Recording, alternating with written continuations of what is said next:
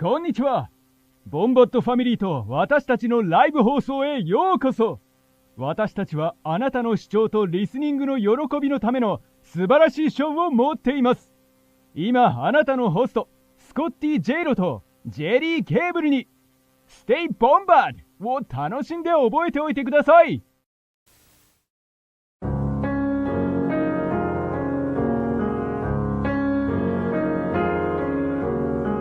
滲んだ星を数えて思い出す夏の日一人ぼっちの夜幸せは新しい成績だ。この惑星の子供たちと呼ばれる存在にはおはようございます。超重要でありんやそう全身でぶつかっていかなくてはならない。もしよかったら付き合って声が小さい。ただ教師としてあるまじきそういうこの惑星の教育は加減が難しい。でも君はいい教師になる。缶コーヒーのボスレイン。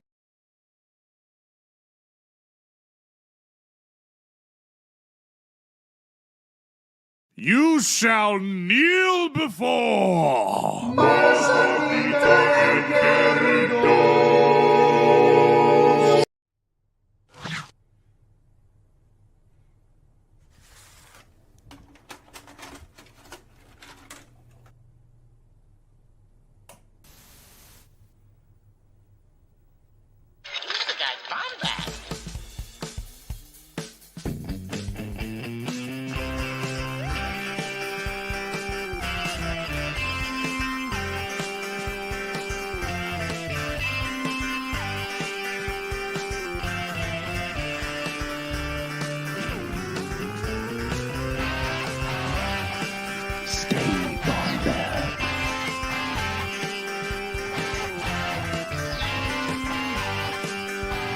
Welcome to the Bombad Cast.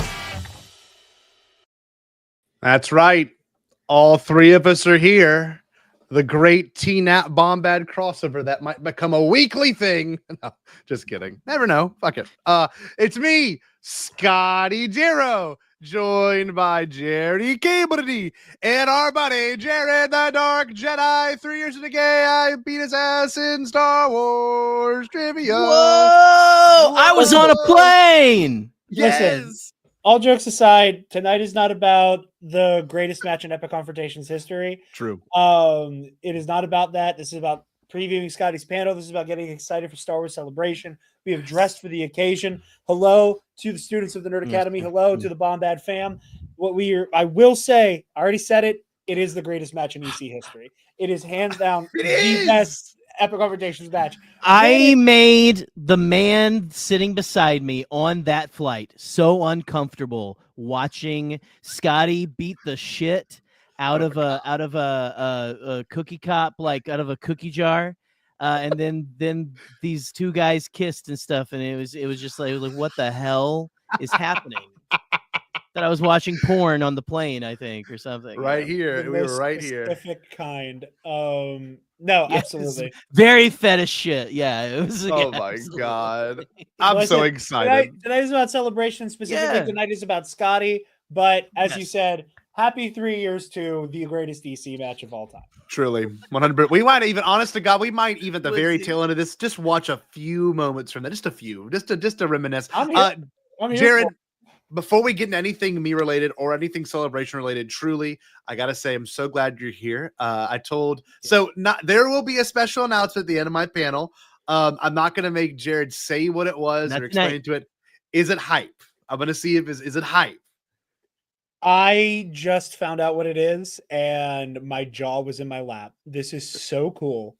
This could be, ladies and gentlemen, this could be one of the coolest things, if not the coolest thing, somebody in our space and our collective kind of network of fandom punditry has done.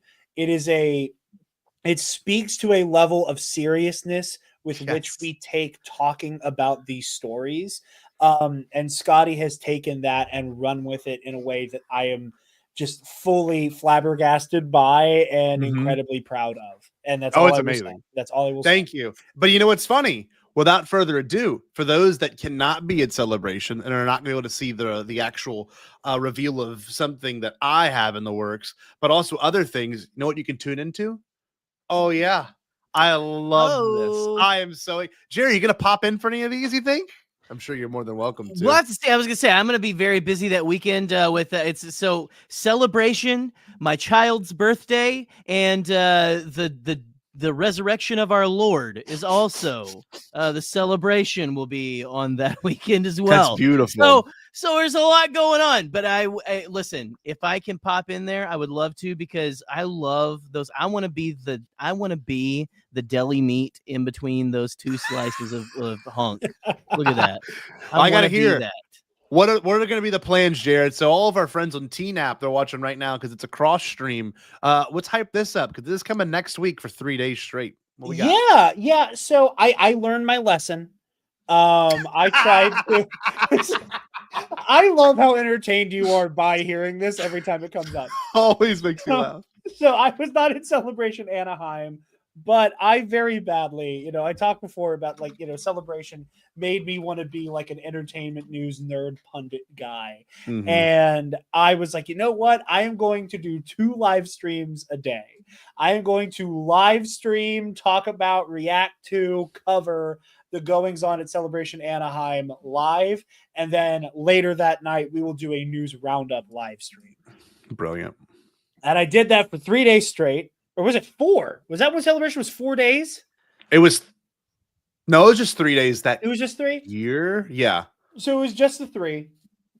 I had a psychotic break halfway through doing it. It was just too much, but I was still wanting to cover it. So by virtue of how Celebration is happening this year, with basically everything happening at Celebration is going to happen while we're asleep, and I will be hanging out with Bill Sheehy in Kentucky. Myself and Taylor are going down to visit him. We're having our own little celebration. We are going to go live every morning to recap the previous night's Celebration news. So tune in. We're going to get you guys up to date. It's probably just going to be Bill and I, just because we're going to be kind of running a, limited setup. I'm bringing my spare laptop, and I'm stealing my other microphone back from Spencer. Brilliant. So it's just going to be Bill and I just kind of, doing a quick news rundown for every day of Celebration this coming week. So stay tuned for that in the Nerd Academy podcast. We'll be going live, and it should be ending up in the podcast feed as well, if you just want to catch like a quick shot in the arm daily update of Star Wars Celebration this year. So yeah. I also think what's important too is you will have correspondents there who could take videos and send you stuff if we have the literal bandwidth, not like sleepy, I'm tired. No, like the actual bandwidth of like, do we have service that can accommodate these things? But the reason that's all being said is because last time we did communicate with you, throughout the event, because it was only a 3-hour difference. But the problem with it was everything was exclusive to that con. And I don't think that'll be the case as much to this year, except for probably Ahsoka. Whereas the Mando Grogu panel, I'm almost positive that's going to be the first trailer launch. The 13 months out, which I think it would kind of harken back to the Force Awakens era, where like, here's something you're going to get in 13 months. And it's brief and it's easy and it builds it up. But I'm excited for that coverage. Obviously, you'll get to hear our thoughts and everything. We can probably send you audios and stuff. But I'm looking forward to that. That's going to be awesome on the TNAP channel. So make sure, if you haven't yet, if you're a Bombad fan and you have not gone and subscribed to the Nerd Academy, which I think everyone should by this point. What are you doing? What are we doing for real? Yeah. That being said, super excited for this. We're actually, you know what? Do y'all want to look at panels now and kind of talk about what we're looking forward to? Then we can go into my little sneak preview. Whatever you want to do that. I'm down. Let's do it. So Jerry, I know we couldn't work it out this year. And I'm sure there's going to be rumblings by the time the weekend comes through and the next one's going to be. Where does everyone predict the next one's going to be? The next Star Wars Celebration? Do you think 2026? Do you think a different country? Do you think it's the United States? What are we going with? So let me see. Hold on. London was 2 years My ago, wedding. correct? My wedding. Yep. Right. Okay. No, 2 years. No, We 2. two. we Jesus. might they might do the because sometimes they'll do the back to back, right? Although I don't Mhm. know if we're moving to the States. I don't know. It's up in the air. It could be another year in between or something, just to have people like, maybe they're like, 50 hey, years, dude. 50 years of Star Wars is 2027, and that's a huge number. They might. That's a very good prediction. If they're gonna do that, I don't know. You think they go back to I don't know, because it's not the Phantom Menace. It's like it's Star Wars. It is Star So Wars. would they go back to Colorado? They've never done like what if they ever did? I know like we got our boy Bombad Daniel always talking about, like wanting it to come to Colorado, and so you know, maybe, but part of me thinks it might be just a safer bet, and it might be like Orlando or Anaheim. If it's I'm the thinking 50th. I would love Orlando for the Disney of it all, but I think Anaheim for the sake of all these celebrities being able to come and the attend 50th. Right. Going back to like Lucas's homeland, I think is an element for going towards a California location. Anaheim. I mean, again, because like Anaheim and Orlando both give you the Disney land or world, right? Yeah. So like you have the adjacency there by default. If it's in the States, it's going to be in one of the two. I have a hard time imagining. It won't be domestic, and I have a hard time imagining that it won't be adjacent to a park. Yeah, I just can't imagine it going any other way. Man. 50 years. Yeah. I mean, you could make an argument for we're going to do it in London again because that's where we shot the movie, or that's part true. of it. A great deal of it. So like, there's an argument there, but I think 2 years in a row domestic, or 2 celebrations in a row domestic. I think they're also maintaining the D23 celebration model.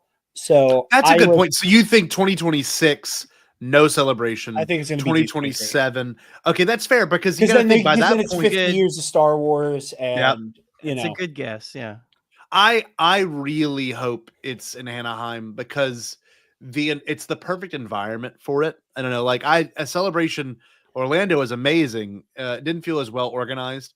Celebration Chicago is, and I think we talked about this with Kara DJ a few weeks ago, but like that might be that is probably the best it'll ever be, because it was end of sequel trilogy, beginning of TV show. Like, it was the optimism of the fandom was in a really interesting spot. And I know post TLJ, it's the first one since TLJ. So like, and even then 2027 is 10 years of TLJ. And this is where some disappointment comes in, if I'm going to be honest with you. As excited as I am to go to Japan, obviously it's going to be amazing. I have a panel, big reveals, personal reveals, like all these are going to be amazing things. The absolute lack of sequel trilogy acknowledgement now is feeling like how the prequels felt in 2015. Yeah, we're not going to talk. 10 years, we're not really going to, like 2015 Anaheim. I don't think had a single Revenge of the Sith, not anything, not even a little acknowledgement. Right. You know what I mean? And here we are. The cycle repeats itself. Right, 10 years later, not a single. We had Oscar Isaac, but he dropped out. He's not doing it. Some sort of scheduling conflict. Nikki and Alden had the photo passes to take a picture with him, and they had to drop that because he's no longer doing Celebration this year. So like now sequel trilogy presence in this one 10 years out from TFA, that's my only thing that I have a gripe about. Like, you really could have pulled something. And I think part of that is a logistical thing. I think part of it is like Japan. I think it's Japan. We got to, how many celebrities do we have to get out? How many people can we get out? We need Ridley, we need Boyega, who has been hot and cold on Disney and Star Wars as of late, for good reason, but still, he's been hot and cold. He himself is already on the convention circuit, super heavy. I'm going to be meeting him at Fan Expo Philadelphia. Oh, so yes. So you need Ridley, you need Boyega. You had Oscar Isaac, but he couldn't do it anymore. Adam Driver, Gwendolyn Christie. That's to say nothing of Mark and Harrison potentially. I understand the logistical issues of doing a anniversary stuff for Force Awakens. I think collectively in terms of the fandom, in terms of like official events being put on by Lucasfilm and Star Wars, I think they're going to have like a little bit of a refractory period in the summer to go, okay, we all did our Revenge Post of the Andor. Sith. Yeah, Revenge of the Sith. Get through Andor, get through Revenge of the Sith stuff, and then take a little breather in the summer and then go, hey guys, who's ready to go back to the theater to see Star Wars again around Christmas time? Oh, I could cry. If that happens, I'm going to be unwell seeing The Force Awakens again for like the 11th time in movie theaters, man. To think it's been 10 years is surreal. And and look, that's the fun thing about doing this stuff. That's the fun thing about being able to have a celebration, is that there are some caveats where we all go in expecting Revenge of the Sith 20th. Nothing. No acknowledgement. You know?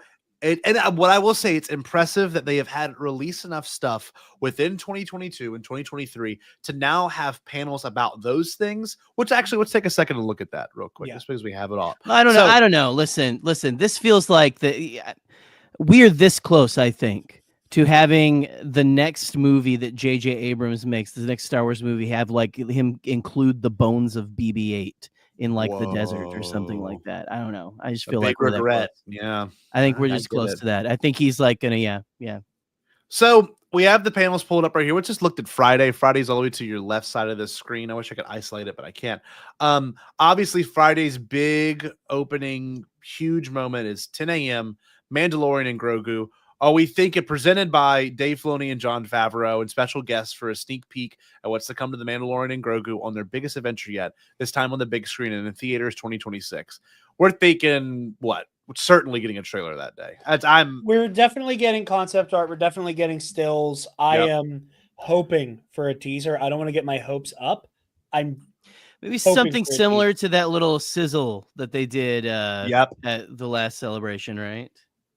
Yeah, you're right. They did do that.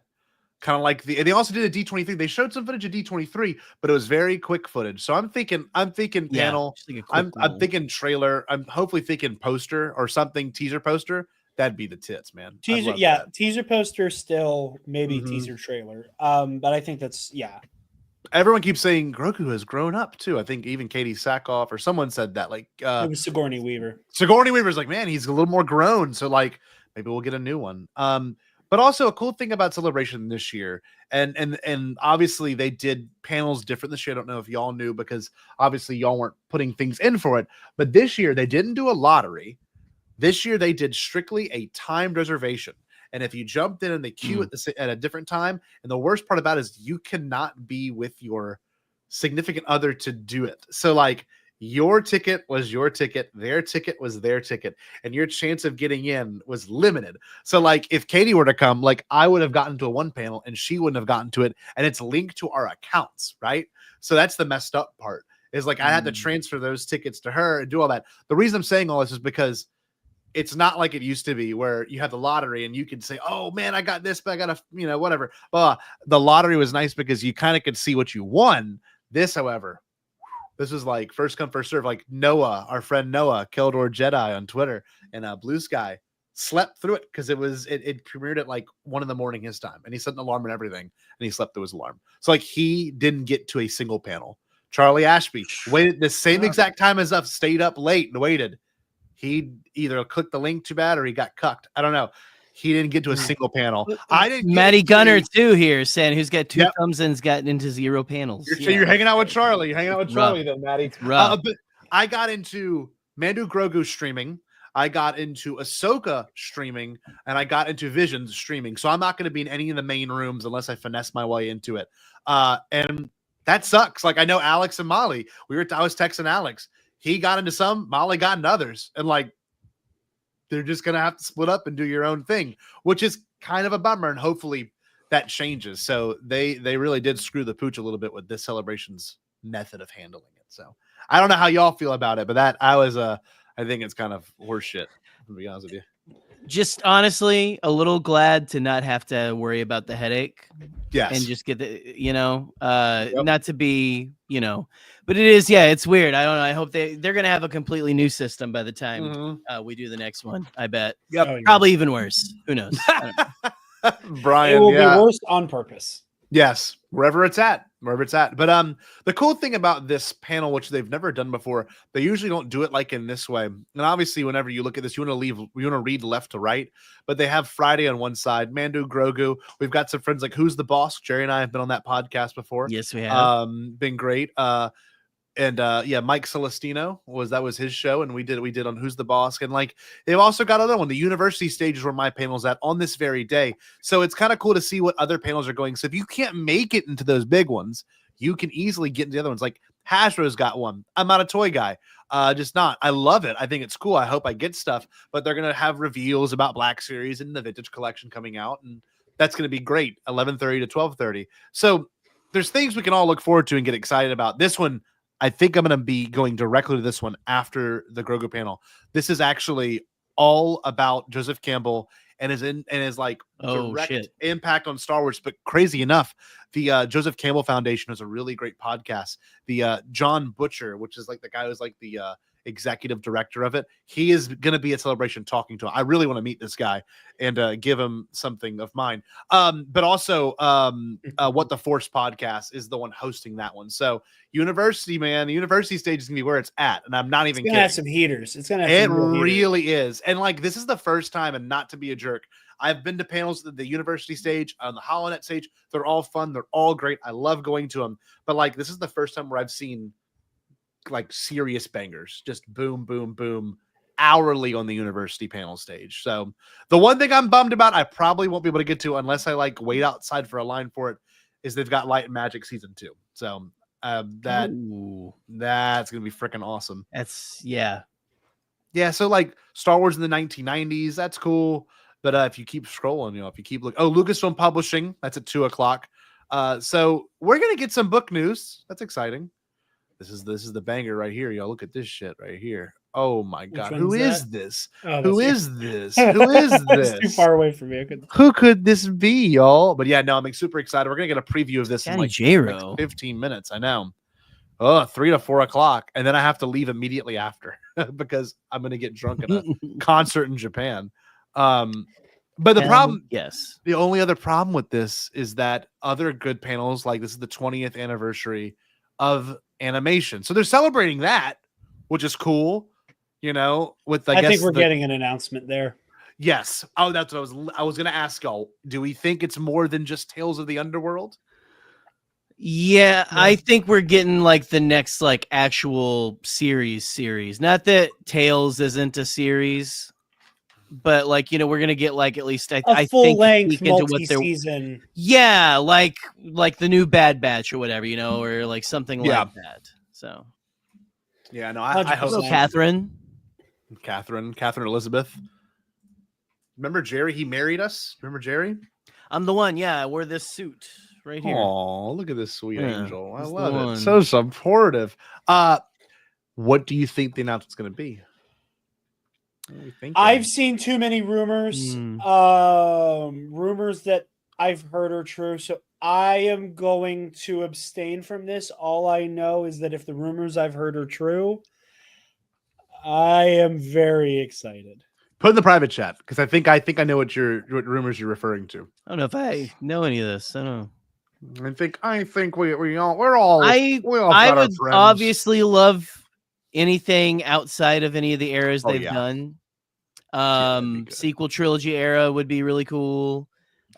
Something more in like that. Yeah, that would be the dream. That would be interesting. That would be, say it like Dave. What did he say? Say it like Dave. Say it like Dave. Say it like Dave. That would be wow. Yeah, well, that would be interesting. Yeah, definitely. Yeah. That's my only competition. That's my only competition during that whole next thing. Celebration. I need a cowboy hat so I can walk around doing the Dave Filoni. So I agree, man. So they've got a couple of podcasters on here. This is the other one that I think is gonna be good. The George Lucas. Where'd it go? The George Lucas Super Live Adventure History, which took place in Japan, and that's hosted by our friends Jason and Gabe from Blast Point. So that's going to be that's directly after mine. So there's a 30-minute buffer, and then there's this one. So I want to stay for this one. I might just have to kick it on the actual recording of it later. The one that I'm missing out on that I'm actually kind of devastated about because I love going to Doug Chang's panels. My wife would kill me, but because she loves Doug Chang, is this one, Designing the World of Skeleton Crew. You know, that is going to be okay. peak. Yeah, that's God. gonna be a banger. Jerry, what did you go to the Doug one in 19? I didn't get to go to the Doug one. No, Okay. no. We went to. I remember we went to. I think David Collins, the David Collins panel together, and that's the one I really remember, like big time. So the music one was so good. Katie still talks about that one too. The music one was really good. So that's all Friday. Friday looks like a good day. I think, Jared, you're gonna have some busy announcements for books, things that are revealed, and I think a trailer and the panel and what is revealed at my panel. So I think we're gonna have we're gonna have a busy day. Saturday, however, Saturday is the day that I think most people are looking forward to, which is cool. Don't get me wrong. Andor. Are we thinking they're gonna show an episode? Yes. It's a long panel. An hour-long panel, and you it guys comes might out get a next week. You get a premiere? I think if they premiere it, it'll be that Saturday or that Sunday, which would be pretty cool. I don't think it's going to be that Friday night. That's fair. I think it's too far away. Maybe it's not. I don't know. What if they do the thing where they're like, and now it's on Disney Plus? Yeah, go get it. They literally did that with Kenobi. Like, remember that? They were like, they did that with Kenobi. Yeah, like 2 days before Celebration, they were like, "We're gonna move it up a day," and we're like, "We're gonna see it there." And they're like, "You know what? We're just gonna just drop it the second that panel hits," and they did. It's good. Enjoy, nerds. Yeah. God, I miss Kenobi. Oh my, that era was so special. And we're at a different time now. That was 3 years ago. That was like maybe the best, I think, viewing experience I've had of new Star Wars in a long time. Like, it's never been topped. It's not been topped. Not possible. And like this with a crowd could be really amazing too. But like the thing is, and there's like a feeling of like, well, we know where everyone ultimately ends up. Like, are they gonna kill someone in the first episode? That's gonna be a shock. Like, how much can we do, you know? And you can't show any more trailers, you know, like you've milked it. You have Diego Luna there, you know. They're all out of really the critics too, so they don't have they have done so much of a push for Andor over the past few months. It is like it's got more of a push than anything has since like Rise of Skywalker. I feel Andor is such a serious Star Wars show. It made this commie come. Anyway, that's the thing too. Is like 10 to 11. I don't know, because the next big panel on this day is at 1 p.m. So like they realistically can show that full, or at least one whole episode as like, do you want to stay a little bit longer? Woo! And Alan Tudyk walks out. They deliberately front loaded the panels. I think that they knew like we're gonna have one real shot for people to like get into like all the big news panels, and the rest of these are very fun and they're very exciting. It's really cool stuff that Star Wars fans are gonna give a damn about. Yes. But the ones that are going to yield news, I think, got front loaded into Friday. You're right. And there's no Lucasfilm what do they call it? The showcase. Showcase. No showcase one this year, like there has been the last 2 years, and we've gotten great reveals from that. But like no that Willow updates trailer on I those. watched 8 times on a fucking loop on my live stream. Your favorite Willow. Our friend Brandon Nerdy in the middle of that has his podcast, Talking Bay 94, and he's interviewing someone to my knowledge. It's gonna be cool.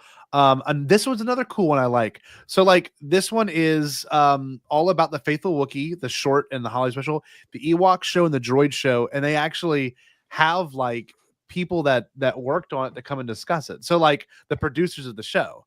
So like I love that. Like that's a conversation you can't get anywhere else. That's really cool for fans of that show from the 80s, or all those from the 80s. That's, I don't know, Celebration's so special like that. But you keep going. Star Wars Geek Girl, another podcast. The Science of Revenge of the Sith. Jared, we should be all about that. What is this? Oh my God. It's like, I love this. This is the kind of stuff that the university stage really kind of gets into. Now I'm gonna scroll down some more. The one that I'm seeing, the Galaxy, actually it's Twin Sun stage for Ahsoka. And it says, join Dave Filoni and special guests. We look back at the first season of Ahsoka. Now we know they haven't started filming, But what are we thinking for that? They actually just Predictions. started filming. Yeah, wasn't it like? Yeah, I'm sorry. You're right. They had like within the last week, right? Yeah, like in the last couple days. What are we thinking? What are we thinking? I think we're going to get stills. I think we're going to get concept art, and I think we're going to get our first official image of Rory McCann as Balin Skull. Oh my God, nut! Are you kidding me? I didn't even. That's my prediction. I think that they know that there is a high like pressure on like the whole Balin of it all, and I think they're going to try to get ahead of it from the offset, and immediately be like, "Hey, here's how Rory's going to look as Balin." I think they're going to just immediately rip that Band-Aid off of like of getting us accustomed to seeing a new person in those boots, in that armor with that orange lightsaber, allegedly orange. And like just jump full bore into that. I think they're going to talk some overarching story for season 2. Like I said, I think we're going to get a lot of concept art, and I think we're going to get what is ostensibly the costume test for Rory McCann as Balin Skull. But that'd be great. I would love that. And like I could tell you, really awesome. Whenever we went, I think it was the showcase, or maybe it was the Mandalorian season 3 panel. They like, we have another show coming up that we're working on. Everyone went crazy, and they showed like the briefest of footage, like the pillars, the scene of the pillars from the first episode of Ahsoka, her ship flying on a Lothal. Like we saw like just like literally 4 shots from that. And Hu Yang, remember seeing Hu Yang, and I remember seeing Natasha as Sabine. So like we saw all of that, and like that was it. And Hera, maybe a shot from Hera from behind, and like that was it for that one. But I think with this one, you are 100% correct. I really think it's going to be like at least a costume image, and the crowd's going to go nuts. It's going to be a great moment, and it's going to be like the last 15 minutes of it is going to be like where everyone's like, oh, on the edge of their seat. What are they going to say? What are they going to show? And I'm sure they'll talk about in a galaxy far, far away. Hopefully they'll show a few scenes from it. So yeah, this is the one. This is, if I'm excited for any of them the whole weekend, aside from my own, this is the one I'm most excited for. So good. Give or take, Andor, we're seeing it in 3 days after that. This is what I'm excited for, because this is I've been rewatching Ahsoka while I go and row on my row machine in my garage, and I forget how flawless that show is. That show is tremendously good. Rebels, Rebels season was it 5? Yeah, absolutely 5, man. 5. So that's gonna be a good one. I hopefully can give you coverage for that shit. This is cool. Celebrating Woodsy, you're correct. What did Woodsy say? Woodsy said holiday special mention, but no TFA mention. Yeah, part of it. Saber Guild stuff. Conspiracy. Mando Mercs is that one. Blast Points is their own panel in the HoloNet News. Another Doug Chang one. Love this. Doug Chang right here. Doug Chang Masterclass. Doug's all over this. I'll probably go to this one too if I get out the Ahsoka panel quick enough. Like that's another one. I actually haven't really looked at this aside from I haven't looked at that much of Saturdays. Another one, Young Indy to Young Annie. This is a great idea. It is a brilliantly unique idea. How the Young Indiana Jones Chronicles paved the way for the prequels, and this is by the podcast that Daniel Soter always plugs. So they had Rick on the show like 2 months ago. So need to get in and go with them. Oh God, need that plug. We gotta get Rick. We gotta get Rick, man. Yeah. We gotta get Rick. I gotta hope he doesn't get tuckered out doing podcast appearances. Wouldn't that be the thing? Is like he does his last one and he completely misses this. Completely misses us. I'm aware that Ken is not a big fan, by the way. I get it. Must be hard. Every goat is allowed to have one or two bad takes. Yes, I agree. That's true. Every goat. Obviously, Sunday, their big pull is going to be Volume 3 trailer, 100% trailer. I think trailer, and they're showing summer release. Yeah, and I think this is my bold prediction. I've said this for about a year now. I think the big, huge reveal of this is that Studio Ghibli gets like a large one, like a large Visions episode. And that is like the big holy shit, like, because Ghibli did that Grogu one that was so cute on May the 4th, like 3 years ago. And like that was a big deal. I think this is where it's like, oh yeah, like we got Ghibli in, that's the opener of Visions season 3. or they could do continuations of each story. I think that's. I think they said we're getting a part 2 to the duel, right? Oh, see, Yes, yeah, because no, they have we the toy. are. They have the We toy line are. of that one coming out. Oh my god! I think they're going to show part 2 of the duel. Or like I think there's enough hype around Ghibli being a part of it that they can talk about Ghibli and then show the duel part 2. Oh my god, that's a good point. Or like the Ninth Jedi. God, the Village Bride, right? I mean, there's so many good ones from that first season that I've honestly rewatched more. I've rewatched Visions season 1 more than I've rewatched any other animated show, because it's easy. It's a solid, just, a snippet of a story, but like the style of it, it's just beautiful. These Japanese anime companies that made those, and there's a couple now that like kind of surprised me. What was it? Who made Neon Genesis, Jared? Forget one of the bigger companies. I gotta look it up who it was. But I was watching End of Evangelion, and like one of the names popped up. I'm like, oh my god, they did one of the Visions episodes. I know, because I did the same thing watching it. Evangelion Studio. Yeah, I'm looking it up too. I was Gainax. That's it. Gainax. I was. Go ahead. No. You can say it, Jerry. What's up? Well, I was gonna say I was watching an anime that was made by the company that made Toby, Tob. Oh yes. Like yeah. So it was Yeah. It's just these guys, like these studios are incredible. Yeah, they are. this stuff, man. They're like absolutely I just love that they're going to go to a culture that obviously deeply inspired Star Wars, and that continues to deeply inspire Star Wars, and to see this here, and they share a sneak peek of from new and returning studios as they share a sneak peek of their volume 3 shorts. I think we'll see a whole short, and I really do think I think we might get more than just the one. Oh yeah, definitely. Yeah. We got over sync here. Yeah. Oh, hold on. It was this one right here. The Ninth Jedi Part 2. That'd be sick. I was gonna say we need it. And we got some other great shows. See, this is another good one. Kurosawa and Star Wars. Like, I love this. I love the university stage actually really popping off this year. See what else they got. Island. This could be another really good one too. Honest to God. This is the one that you least expect. These are the secret bangers, 12-1. Step behind the scenes of Mandalorian and the Book of Boba Fett, Ahsoka, and more explore how Island captured the nostalgic charm and enduring appeal of the original Star Wars films, all pushing the boundaries of modern visual effects. Like, I'm a big fan of the volume. Please, show it to us. Hell, bring one. You know what I mean? Like, it's not impossible. Can you imagine? You just set up a volume on the floor. Oh. Even to watch the hyperspace. You know what I mean? Then everybody will walk up and go, "It doesn't look real. I can see it." It's for a camera, you dolt. Look, they've got, of course, for those that don't know, they usually do the celebrity ran one. So Daniel Logan and Tamora Morrison. You never know. This could be where they say, this is where Tamora Morrison's like, yes, I am in the Mando and Grogu movie. And he's not supposed to say that shit. That's the kind of stuff that, And then Daniel Logan talks for 10 minutes about how he thought he was going to be the grown up, Boba Yes, Fett, he's that. sad. He's all coked out. Do you guys want to hear a really messy Daniel Logan story? Coked out. Yes, but he was super. I lived out, one. Man. It's fine. No, we're good. Yes.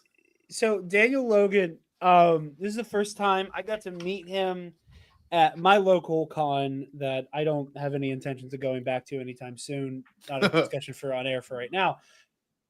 But Daniel Logan and Ray Park were there. This is the same weekend convention where the incredible story about us getting the sheet music for my choir signed. Oh, by Ray yes, Park, yes. We did Duel of the Fates. So the downside part of that story is during the Q&A panel, and it was Ray Park and Daniel Logan together, both talking about the prequels. And somebody says, this is such a downer content warning, but it's fucking insane. Mm-hmm. One of the people comes up to the Q&A, they go, "Hi, Daniel. Our friends, they are big Star Wars fans, and they had a miscarriage. And they were originally planning on dedicating the whole baby nursery to Star Wars, and specifically had a lot of Boba Fett stuff. Would you be so kind as to record a message for them?" And Daniel Logan, all he heard was Boba Fett and baby. And they handed him a phone to record and fully congratulated them. And the whole room sucked all the air out of the room. Yeah, I can't look at that motherfucker anytime he comes on screen. Anytime in a That celebration, all I tracks. can think about That is tracks so well. between that and Unfortunately, him from what showing I've up to seen the in Rise of Anaheim. Skywalker premiere, sweaty and coked out of his mind. This is That is the greatest thing you've ever said, ever. that I is did honestly not know this. Yeah, that is like a bit from yeah. Oh my god, like I said, a That real is- downer but super absurd story to tell. That is So that like is no like one an corrected him? No office one, level no one bit. followed up? No, because everybody in the room was just stunned shitless that Boba Fett just Like stopped the listening to these what, people. where was the fuck was someone fucking moderating this panel? Jerry, at all? Steel City Con is not the kind of con that is actually going to do shit. And be like, and moving on. Yeah, no, that didn't happen. Oh my god. I'm like, like- dumbfounded right now. Yeah, That yeah, is real shit. that is You could holy text fucking shit. Spencer. You could text Spencer or my father for that matter right now and be like, "What happened with Daniel Logan at Steel City Con?" To tell you, the both of them will tell you the exact same story I just told you. I'm gonna move on. Oh, Sorry, I just like that threw my camera out of focus. that is a Jesus story Christ. I could only tell on Bombad Cast because of how insane it is and how it feels. So like he I'm did out- the I'm whole out of Kiwi. it. He did the whole Kiwi, like, congrats on your baby. Hey guys, congrats Yeah. on the new I'm gonna baby. do a Yeah. haka. No way the baby was dead. I'll give him a little Boba Fett helmet. Yeah, yeah. He's like, yeah. hey, this is Boba Fett, and we're all like, you're not Boba Fett, and stop, please. No.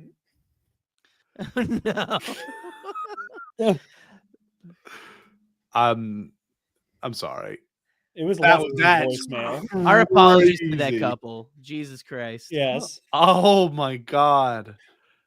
This could be cool. Woo. I'll change the subject. This is going to be great right here. I love this. This is dope. It's going to be 50 years of magic. So that's true. They established ILM in 1975. Yeah. So like that is brilliant. So you're already playing into the 50th thing, right? So I just heard Taylor. What happened with Taylor? I think she's on the phone or she's reacting to that Boba Fett story. She did say I'm pretty sure I've told her watch in the before. chat. So there we go. Yeah. Oh my god. And then of course the closing ceremony, for those that don't know, the last day of celebration is always kind of brief. It ends at like 3:00, but closing ceremonies at 3:30. And of course, awesome, cool, love it, let's do it. But the thing is, that's where they reveal nothing except for the next destination of the previous one, the next one, and next the one, memories, all the memories that we've made. Yeah. So What if it was just like, hey, you guys remember London? Wasn't that great? Yeah. Remember Anaheim? Anyone Anaheim? want to say any final Maybe thoughts on Chicago. our premiering, or I guess our reviewing of this panel, of this set of panels? The most important thing is that I have you and maybe a couple other people on Roosevelt's watch for me. So yeah. Yes, that's it. That's what we're gonna do. Nothing yet either. It's literally a week from So, tomorrow. It's because it's because I don't think it's Fan Expo Chicago. I think C2E2 is happening this weekend.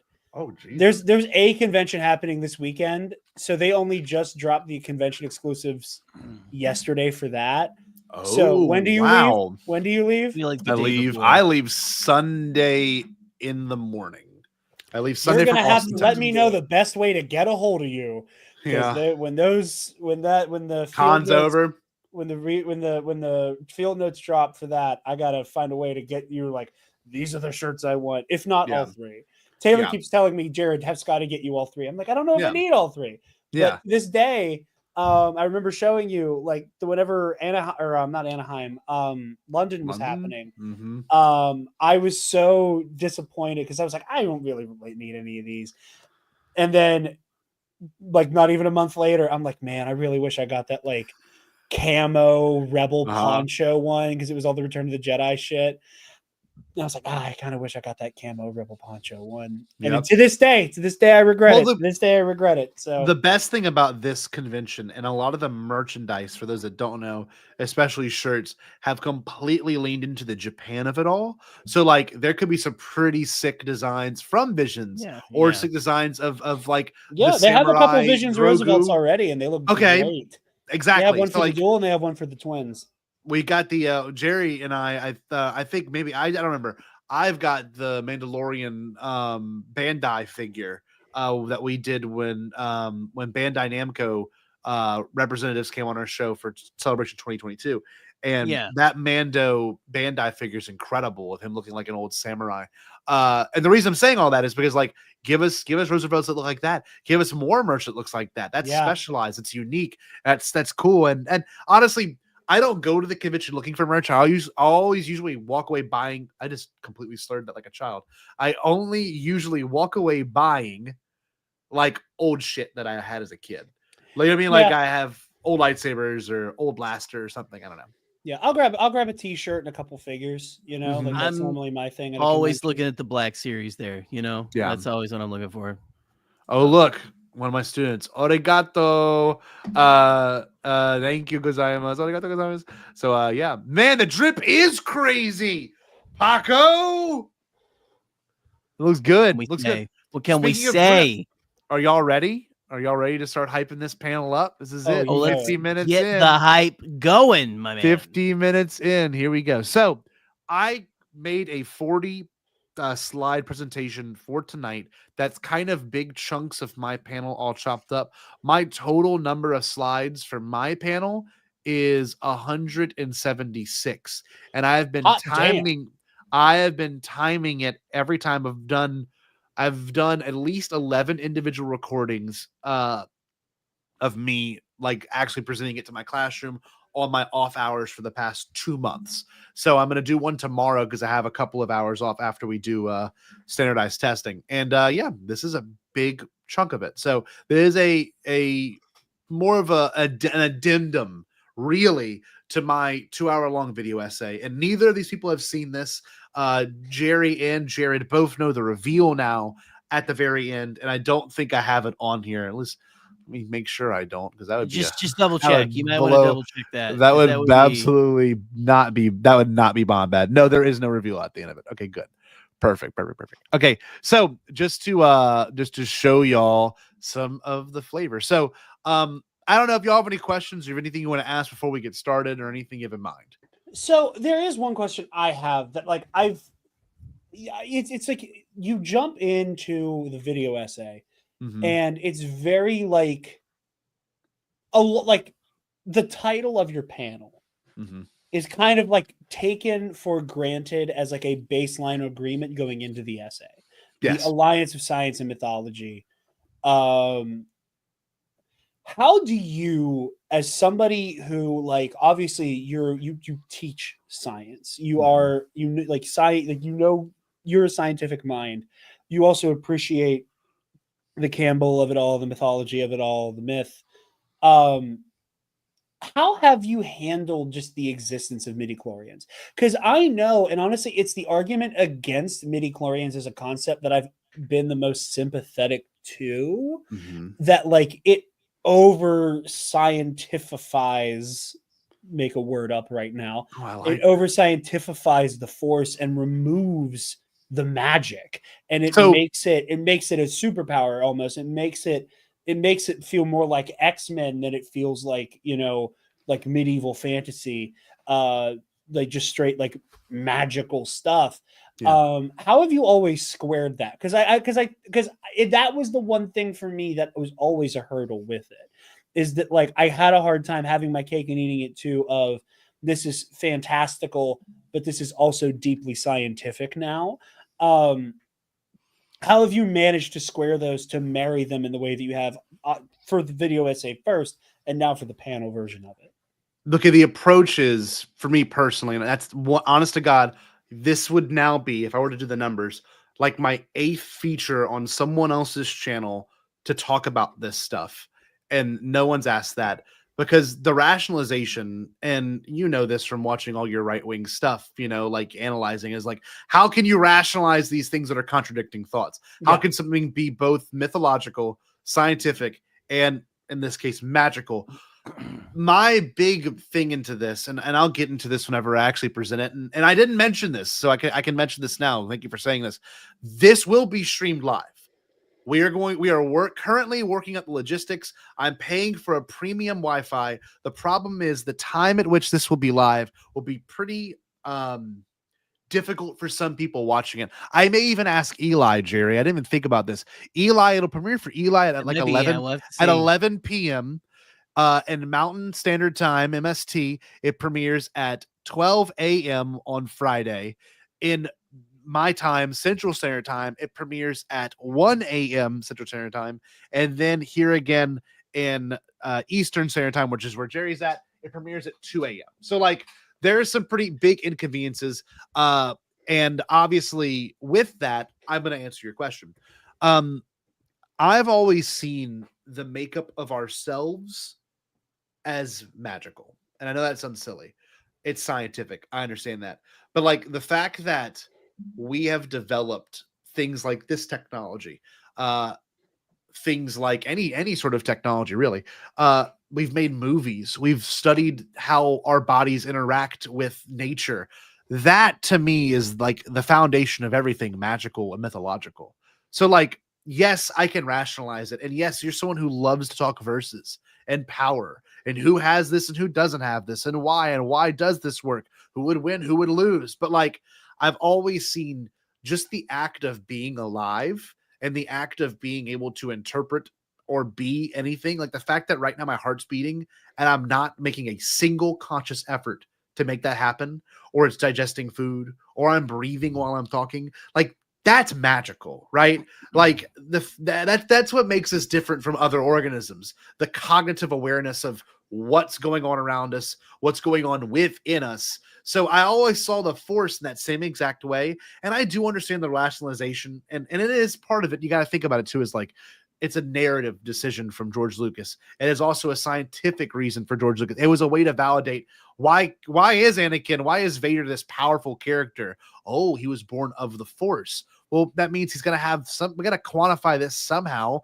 And the quantification of it was, well, he's more powerful. He's got more midi-chlorians in his blood. But we learn, and we see this in supplemental material, it's not about how much midi-chlorians you have. It's about your awareness of the midi-chlorians. Like, you can be like, we know Omega, her blood is able to accept midi-chlorians. It is. She has no Force aptitude, though. And Asajj Ventress says that. Your body, everyone's bodies contain these microorganisms. It doesn't necessarily mean you are going to be someone that's, have this immediate power. And we usually see this with children. Think about Ahsoka and in Tales of the Jedi, right? Like, she had no control. She was a child. Grogu, another great example. It's like calmed a rancor, right? Like, and we see this with kids. Kids have this weird spiritual connection that most of us don't really understand. And I don't get into this with my essay or my presentation, but, like, I mean, we've heard stories of kids being like, oh yeah, I talked to this lady and kind of find out it was like someone's old aunt who passed away 10 years ago. Like, there are, and Jerry probably could cite that shit from all of his, research on ESP and stuff like that.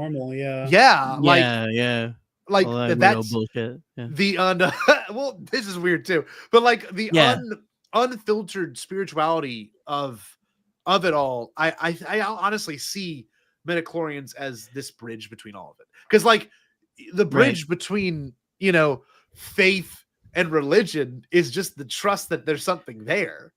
Right? I mean, like, I can call myself Catholic because I was born and raised Catholic, but, like, does my true faith reflect in that? Not really. And I know it sounds nuts. My faith really reflects on this principle here. Like, life is intrinsically tied together. We're all here to live. Why can't we just figure out a way to function? And life is also very, very cruel. Life feeds on life. The reason we're all of us are here is because we ate something today. That something had to die in order for us to eat, be it a plant, be it an animal, that I don't know. And I get into this with the panel. And the funny thing is, I think people are expecting the panel to be like an open forum let me raise my hand.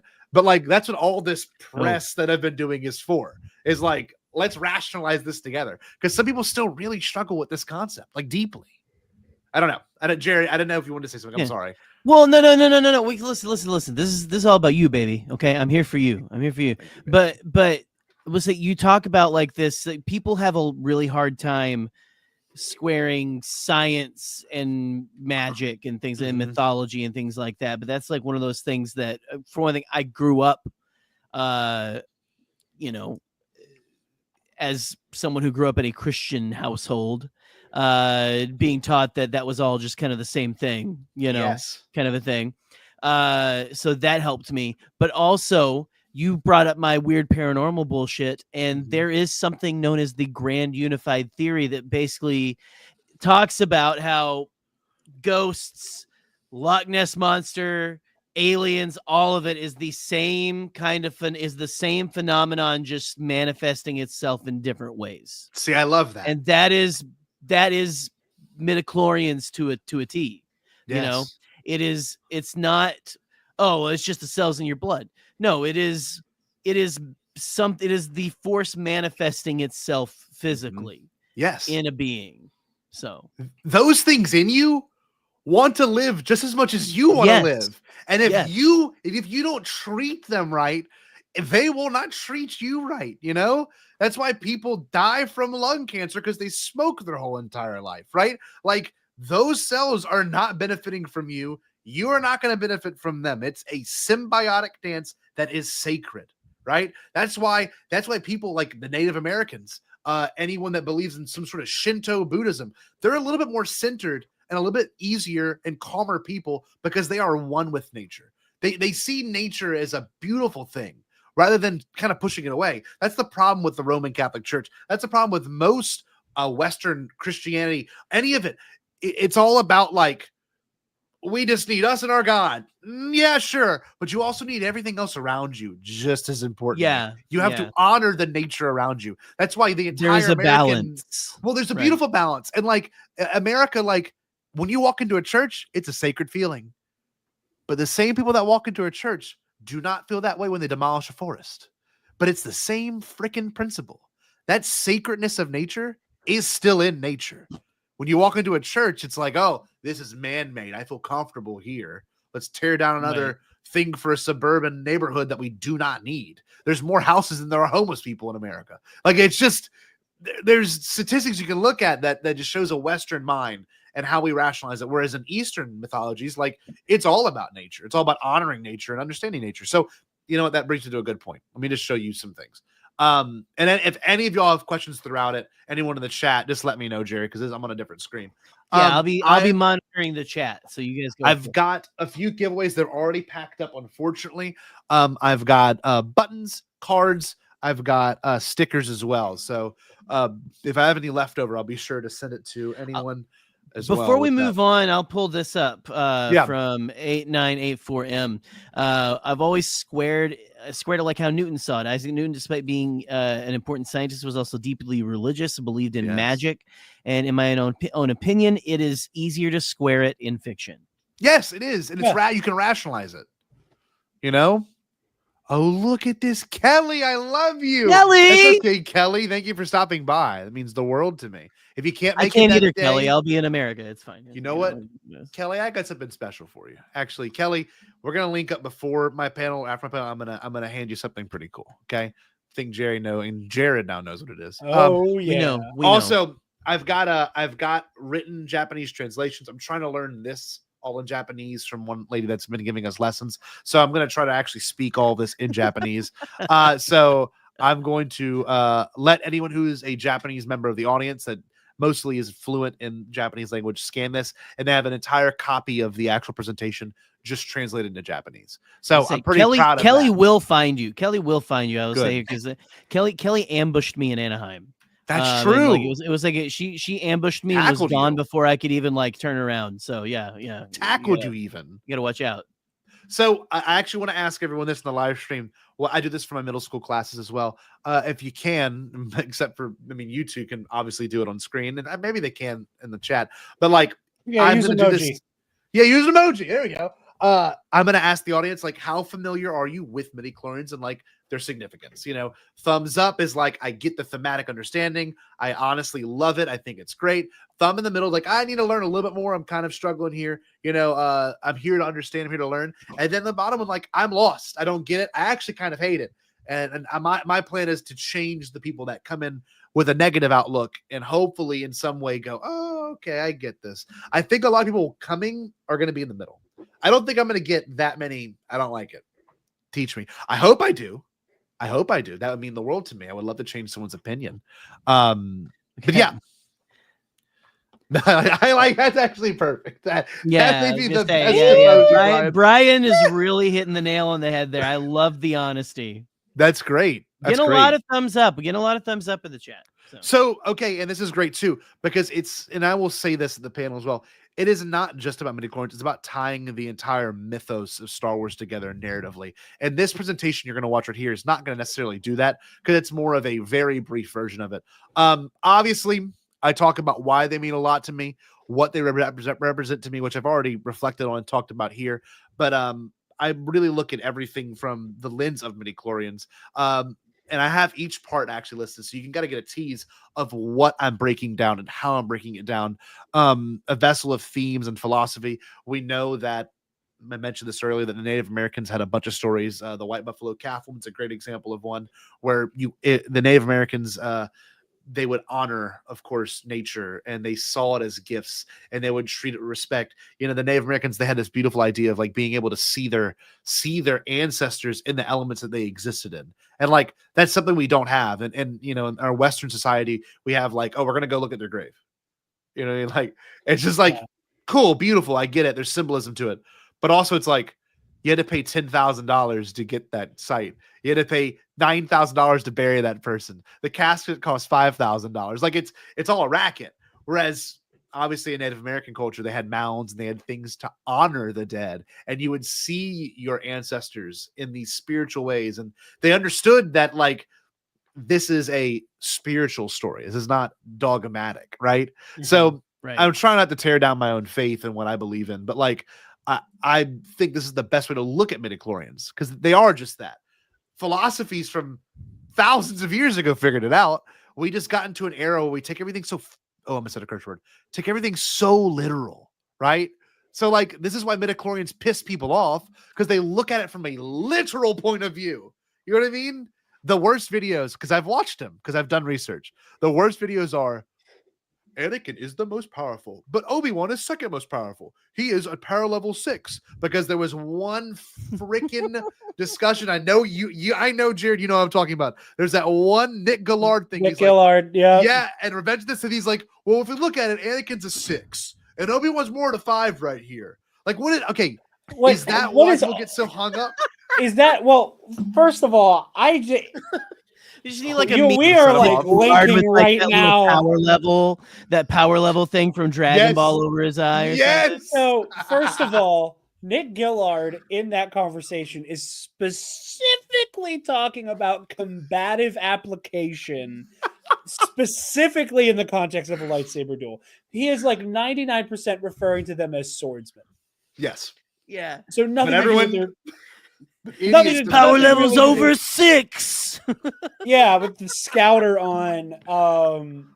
And then he had that conversation with Star Wars Theory, and they jerked each other off over it. We got Eli bringing that to our attention as well. Here we go. Yeah. Who one of the biggest fall offs? It's like J.K. Rowling, Kanye West, Nick Gillard. But no, I totally agree with you on that. And it is weird, especially because like, a lot of it's almost like the weirdo grifters haven't actually read a lot of Legends. Obi-Wan famously isn't that powerful. Obi-Wan famously was almost a Jedi Academy washout because he was not good at using the Force as a young man. And the reason why he is able to match the Chosen One pound for pound during the Battle of the Heroes is because of the difference between skill and power. It's that Obi-Wan honed his connection to the Force and was able to match him by sheer like ability to hone that craft, where Anakin was able to coast off of raw power his entire career as a Jedi Knight. So like that is the big difference there. And then people just like to make stuff up. It's the same reason why Mace Windu apparently uses the dark side, because his lightsaber's purple. But like that's the logic I'm trying to fight against. And I'm should do a Star Wars misconception stream where I would love that. Where I will just get hammered and belligerent and say a lot of mean things about people. We should do that as one of our like court tier streams or something. Yes, like our favorite misconceptions. You know? Yeah, but that's the thing too, is like you can see why I get pissed off when people, because I look at Reddit threads, I look at forums, and like they're all like, people, no one's still figured it out yet. I'm like, it didn't need to be figured out. It was there from the beginning. If you watch the Phantom Menace, it's there. Every aspect of it's there, man. It's just so frustrating. And like, you know, I'm someone who reads into this stuff a lot. I've done a lot of writing. I'm proud to say that I've written a ton of this stuff down and analyze all this. This is all my own thoughts and words. And like, to think people still haven't taken the time to be like, oh, you know, it ruined Star Wars. And like, really, you didn't look into it that much, did you? You know, did you even watch the Phantom Menace for what it is? It's all about balance. It's all about, you know, the idea that there is a living force and a cosmic force, and that there is some symbiotic relationships that are not jiving right now. The Naboo and the Gungans, right? That's the best example of it. When they finally jive, they take over the Federation. The Federation's a parasite. There's so much to look at. I could talk about it for literally hours. Jar Jar stepped in poop. It's bad. It's bad. Stupid. Silly. That's the thing. Goo. I also mentioned the Gaia principle. I'm not sure if y'all know what the Gaia principle is. I'm sure you know of the god Gaia, but the Gaia principle is the idea that we are all one living organism, and the Earth is that big living organism. It's the idea that the biosphere itself is a living creature, and that we are but the small cells that make it up. And we rationalize it. And that's, I mean, think about, you know, humans' impact on that, right? If we are the ones creating, you know, pollution, like we are giving cancer to the big central system that is our Earth. So like, it's telling you, there is a delicate balance that humans are simply throwing out. And I see the Gaia principle as the same exact, I guess, relationship, you know? I talk about The Last Jedi. Who would have thought, right? The greatest movie, the sequel trilogy. I literally show this scene from it right here. Luke's lesson is about like the Force is a living and dying thing. When one thing dies, it feeds new life, right? That's the exact shot. The shot goes from that skull, that body, that mammal on the ground, and it pans up to the leaves growing right there. So like one of the best montages in all of Star Wars. Very underrated moment, that first lesson. But like, it's all there, you know, if you just dig a little bit deeper. Obviously, this talks about George's perspective. The living force is like the immediate actions of everyone. The cosmic force is the pool of energy, which life goes and returns. Midi-chlorians is that symbolic bridge. It's that thing. It's where they die, and it's where they return to. And obviously, we see more of this in our own mythologies. And I'm going to show you some clips as well. I've always felt, and if you don't know, all of religion is stemming from religion's the Latin word is religion directly relates or translates to religio. Religio in Latin means linking back. That's all religion has been, is a way to justify, understand death. For those that really don't know that, we're talking about Zoroastrian religions. We're talking about hunter-gatherer religions. We're talking about planting culture religions. We're talking about every aspect of religion is just rationalizing death. And the very first moment of mythological thinking came from death. Someone was dead. Someone died. There was someone there. Now they're gone. Where do they go?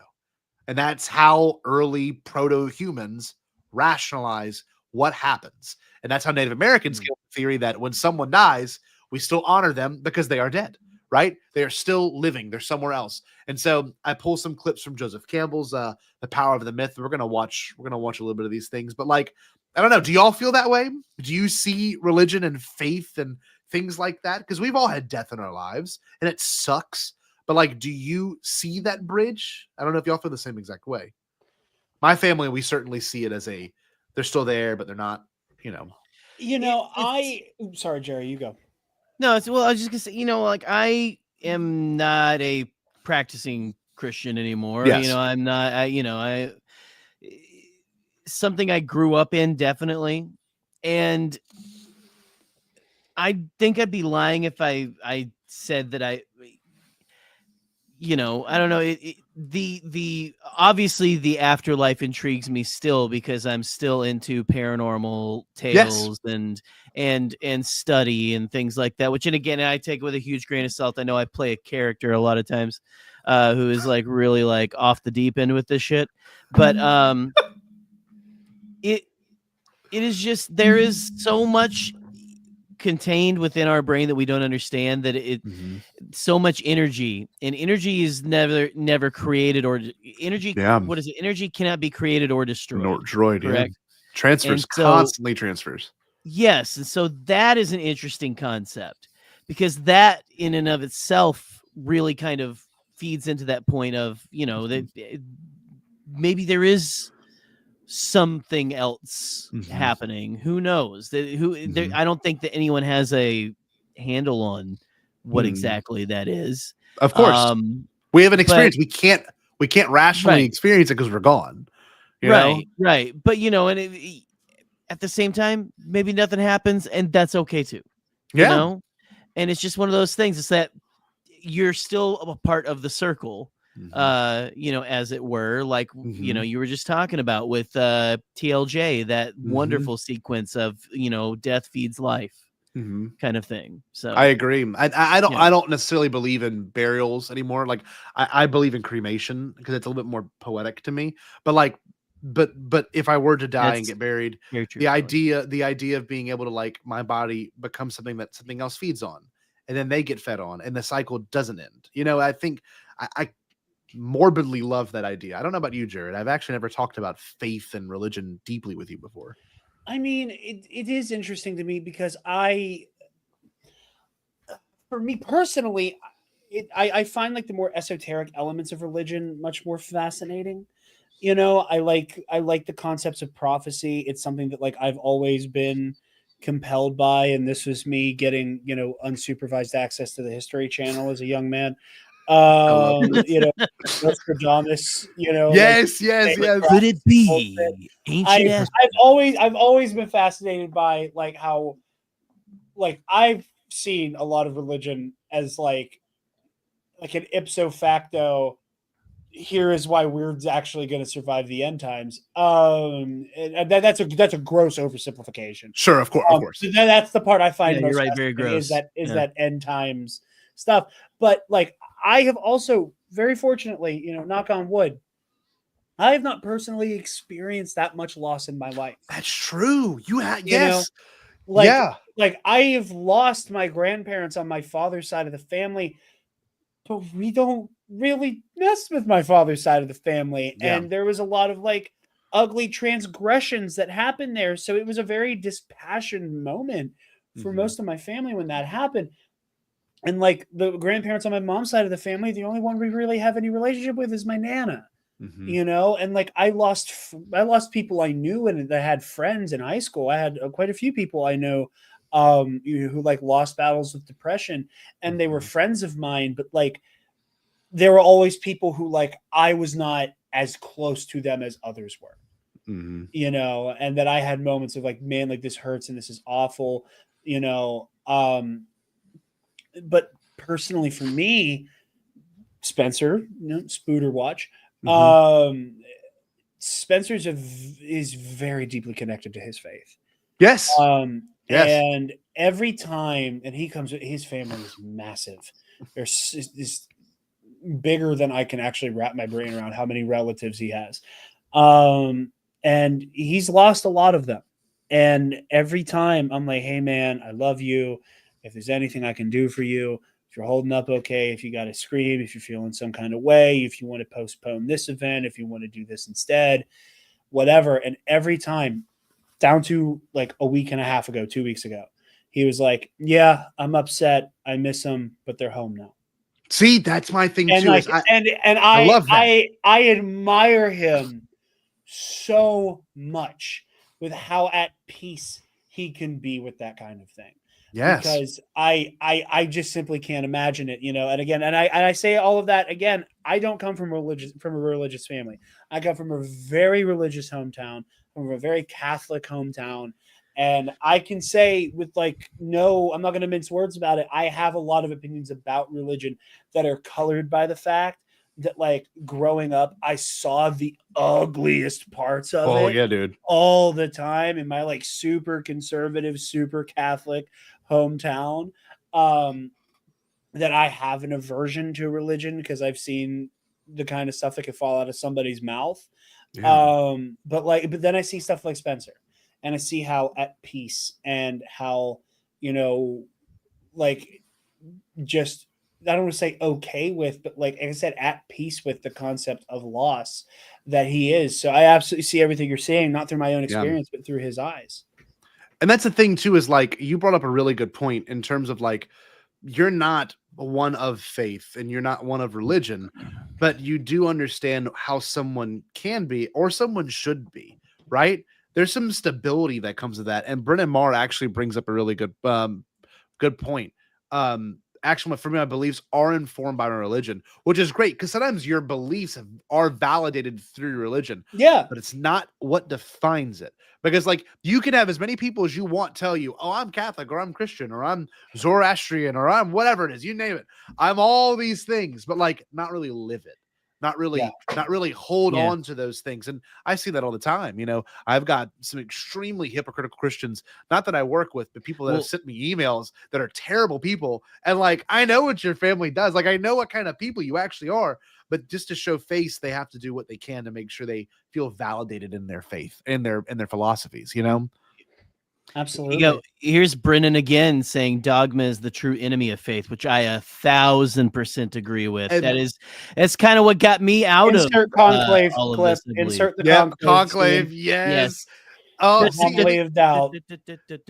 The best part too. Where's Cardinal Filoni? I don't know. Yeah. I want Incredible. this presentation that I have to kind of make you question the dogma of Star Wars, or the things that we see as canon, and what I have coming out is going to make you question that too. So I just want people to be able to go, huh, okay, I haven't thought about that way. And this part of the presentation, we don't have to watch all the clips, but there's one clip that I love, and I think it's important that people understand that Campbell, I love him. I know he's flawed. I know he has pretty terrible perspectives on some stuff.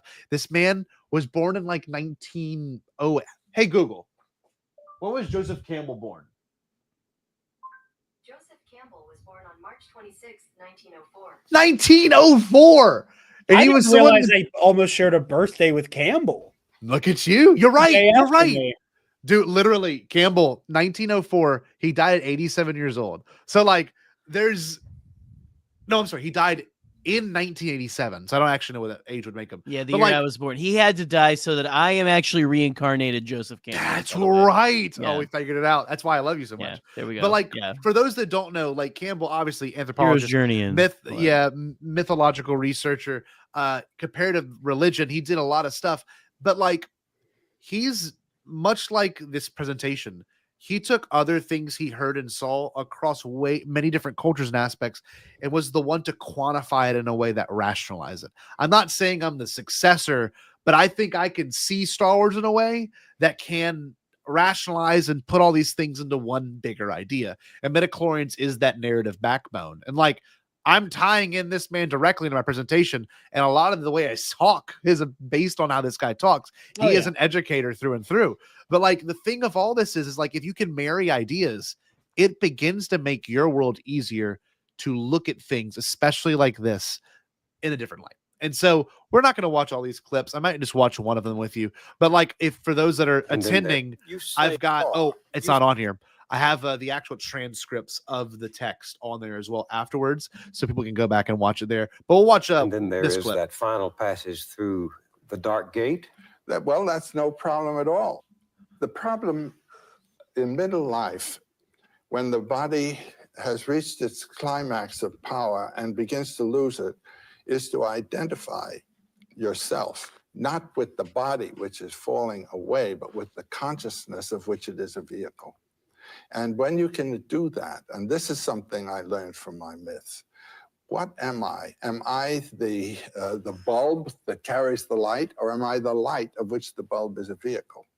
And this body is a vehicle of consciousness. And if you can identify with the consciousness, you can watch this thing go like an old car. There goes the fender, there goes this. But it's expectable, you know? And then gradually, the whole thing drops off and consciousness rejoins consciousness. I mean, it's no longer in this particular environment. And so like that's peak. Like that's like becoming one with the Force is what he's describing. Literally. I love you because that is George Lucas through and through. Like, and then people don't realize that when you look at Star Wars in 77, this was already an idea. George just figured out a way to link it to a actual tangible mystical organism that does bridge this gap, right? I don't know. I love it. I'm gonna keep moving on. Jerry's falling asleep. We can't have that happen on my panel either. I'm sorry. No, it's okay. He's tired. He's a sleepy boy. Get up at 5 a.m. today. So all right. What does everyone notice? Let's go. My seventh grade students. What's the first thing you notice on this? Seventh graders. Where we at? I mean y'all. What do you see there? What's the first thing? Oh, eyeball. spermies. That was the thing I noticed. Okay, there you go. The sperm. This is a huge thing I bring up later. The actual zygote, the moment of conception. I talk about this a lot, and I had an epiphany talking to Ken about this, about when I realized Midi-chlorians were so much deeper than they actually are. And I'll talk about this whenever I actually present the panel. So that's a big tease for someone later.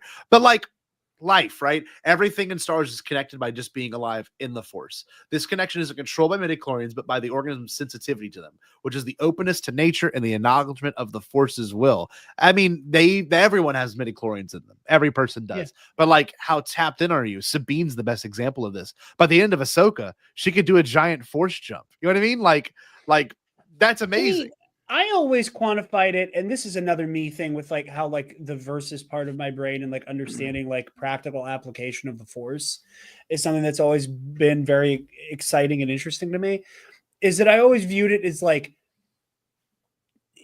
the term Force sensitivity exists with regards to people who cross a certain threshold of midi-chlorians within their bloodstream that grant them access to directly commune with the Force. And that like I've always referred to somebody as like Chirrut Imwe as somebody whose midi-chlorians have not crossed that threshold, but through discipline, practice, faith, belief, you know, is able to attune himself to it just enough to get a little bit of that Jedi magic. Not the whole kit and caboodle, but like that is as far as I think a quote unquote non-Force sensitive can get. And then somebody like Sabine, who's like the dividing line between Sabine Wren and Chirrut Imwe could be a single midi-chlorian. Sure. Could be a single midi-chlorian per cell that separates them. And then you end up back at the Obi-Wan Kenobi conundrum. With proper training, with proper discipline, with proper openness to the Force. And I think that is one of the crucial elements is the openness to it and willingness to commune with it that will then allow you to tap into it for these superhuman feats of telekinesis and telepathy and Force-based physical augmentation. Like, you got to think, the best example of it is from 77. The entire time, Luke's like, I'm going to trust it. I understand this thing that I just didn't know now exists in my life. And obviously his body is full of midi-chlorians. You know, he is the son of Anakin Skywalker. But like, he didn't really accept the Force until he heard Obi-Wan channel him. And he said, use the Force, Luke. And what the hell does it even mean? Okay, I'm going to trust in the will of the spiritual connection I have with this old man. I'm going to trust in that connection. And he does. There's no such thing as an atheist in a war zone. That's what a beautiful way to put that. I wish I would have put that in there. That's right. That's right. Because you got to believe in something. And like, you know, Brennan brings up another thing. One of the best discussions I had on this topic was with him. And it was, of course, with Gus as well. A ton of wonderful people. Eric, Elliott. I've been on so many podcasts in the past like 3 months talking about this. But Brennan and I talked about it in a very deep and special way. Go check out Patroners They Are Not. Great show. And Ken as well. But I'm gonna keep moving. This is the actual rationalization from George. I have about 15 direct quotes from George Lucas himself, from things that were written in interviews, things that were written in behind the scenes books, things that were written directly by him in supplemental content, things that are from the making of books. Like there's, I love to see people fight what it is, because George is so simple with it. It's mitochondria. I just need a different name for it. That's all it is. Mitochondria literally split cells. That's pretty incredible. Life is unified in that way. It exists everywhere. So like, why can't we control it? So that's why it's the living force, something that we have no control. We have control over, and the cosmic force is something we have no control over. So like, it's just like life. And some more things. I love this. Literally, Campbell, when we die, we lose our persona and our energy is assimilated into the cosmic force. I think people seem to forget that in this scene in The Phantom Menace, Qui-Gon knew he was going to die. He knew. He had been trained in it. He knew he was going to die. Oh, that is the debate I'd love to have, because I think Qui-Gon thinks he could die. And I think Qui-Gon is very aware that the outcome of this next round of combat is going to shape the future of the galaxy. Beautiful. I think he goes in there like, this is riding on me. If I can hold Maul off long enough to get some backup, we can take him out and we can prevent calamity. I would love this. I would love to hear this. I would love to talk about this. Like, truly, and that's one of those fun debates. Like, I don't think Qui-Gon went in there thinking he was going to die. I think Obi-Wan Kenobi went to face Vader on the Death Star thinking he was going to. I think he knew it's over. I think he knew there's no way I get out of here alive. At least without. I don't think Obi-Wan thought he could get out of fighting Vader alive without jeopardizing the twins. See, I watched this scene as the poetry of it all. Qui-Gon knew he was going to die, much like Obi-Wan knew he was going to die, much like Luke knew he was going to die now in TLJ. And it's like this beautiful passing of the baton of like, we become one with the Force. You know what I mean? For sure. And for sure. I think there's also an element where, like, for me, I'm constantly, with my own analysis, and you guys all know this, is that I am constantly going like, here is the metafiction, here is the commentary, here is the mythology, and here is the in-universe. Yes. And like in universe, I think Qui-Gon Jinn is fighting like hell to defeat Darth Maul, knowing that his odds are bad. Oh, I love this. I've never thought about it that way. I do not think Qui-Gon thinks at this point he's gassed. He's in a confined space with somebody who is faster than him, stronger than him, more agile than him, a better swordsman than him. And that he is fighting for his life, hoping for that backup or hoping to get lucky. And I think he knows he's likely to die, but he is not going to go into that quietly. Huh. See, in my interpretation is that he's going into it knowing that whatever Obi-Wan does is essentially how Anakin turns out, you know? And I know Dave has one of the best bits of Star Wars footage ever behind the scenes is him when he's talking to the directors of season 1 of Mandalorian. When he's explaining to a bunch of Gen Xers who didn't understand Star Wars until that very moment. Yes. It's like, I'm like, I had this conversation when I was 13 with a bunch of other 13-year-olds. I didn't even like Phantom Menace yet the way I do now. And I was like, oh yeah, like that's why it's called Duel of the Fates. It's like, like the future is set in this moment. Fate, yes, the fate of everyone. Yeah. And like that's where I see this to me that fate in a weird way.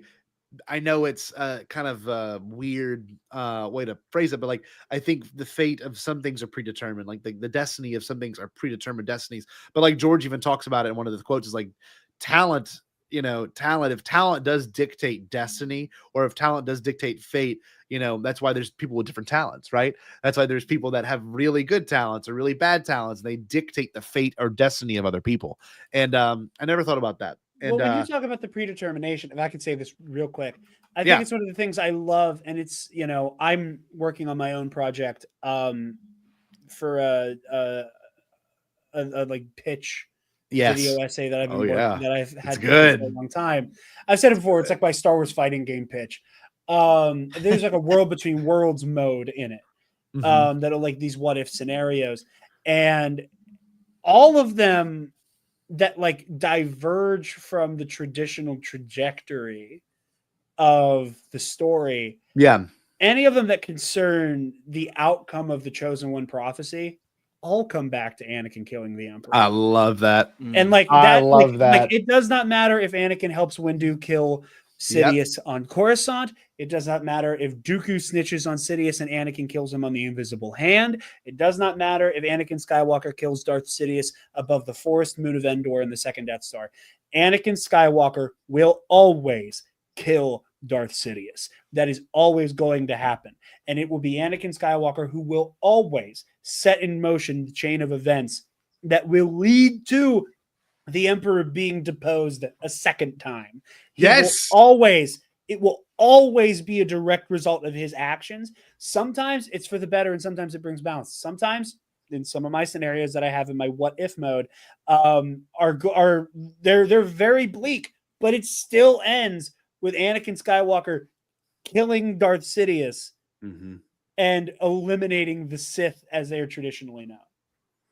God, it's beautiful. I love this because we actually, in this presentation, I do get into how what Ben Solo does through his connection to Rey redeems the act of Anakin, trying to save Padme. So like there's some validation for all of it, right? And one thing, Jerry, I know you're falling asleep, my sweet friend. I know it's been a while since you've been in a. Oh, I thought you were. Okay.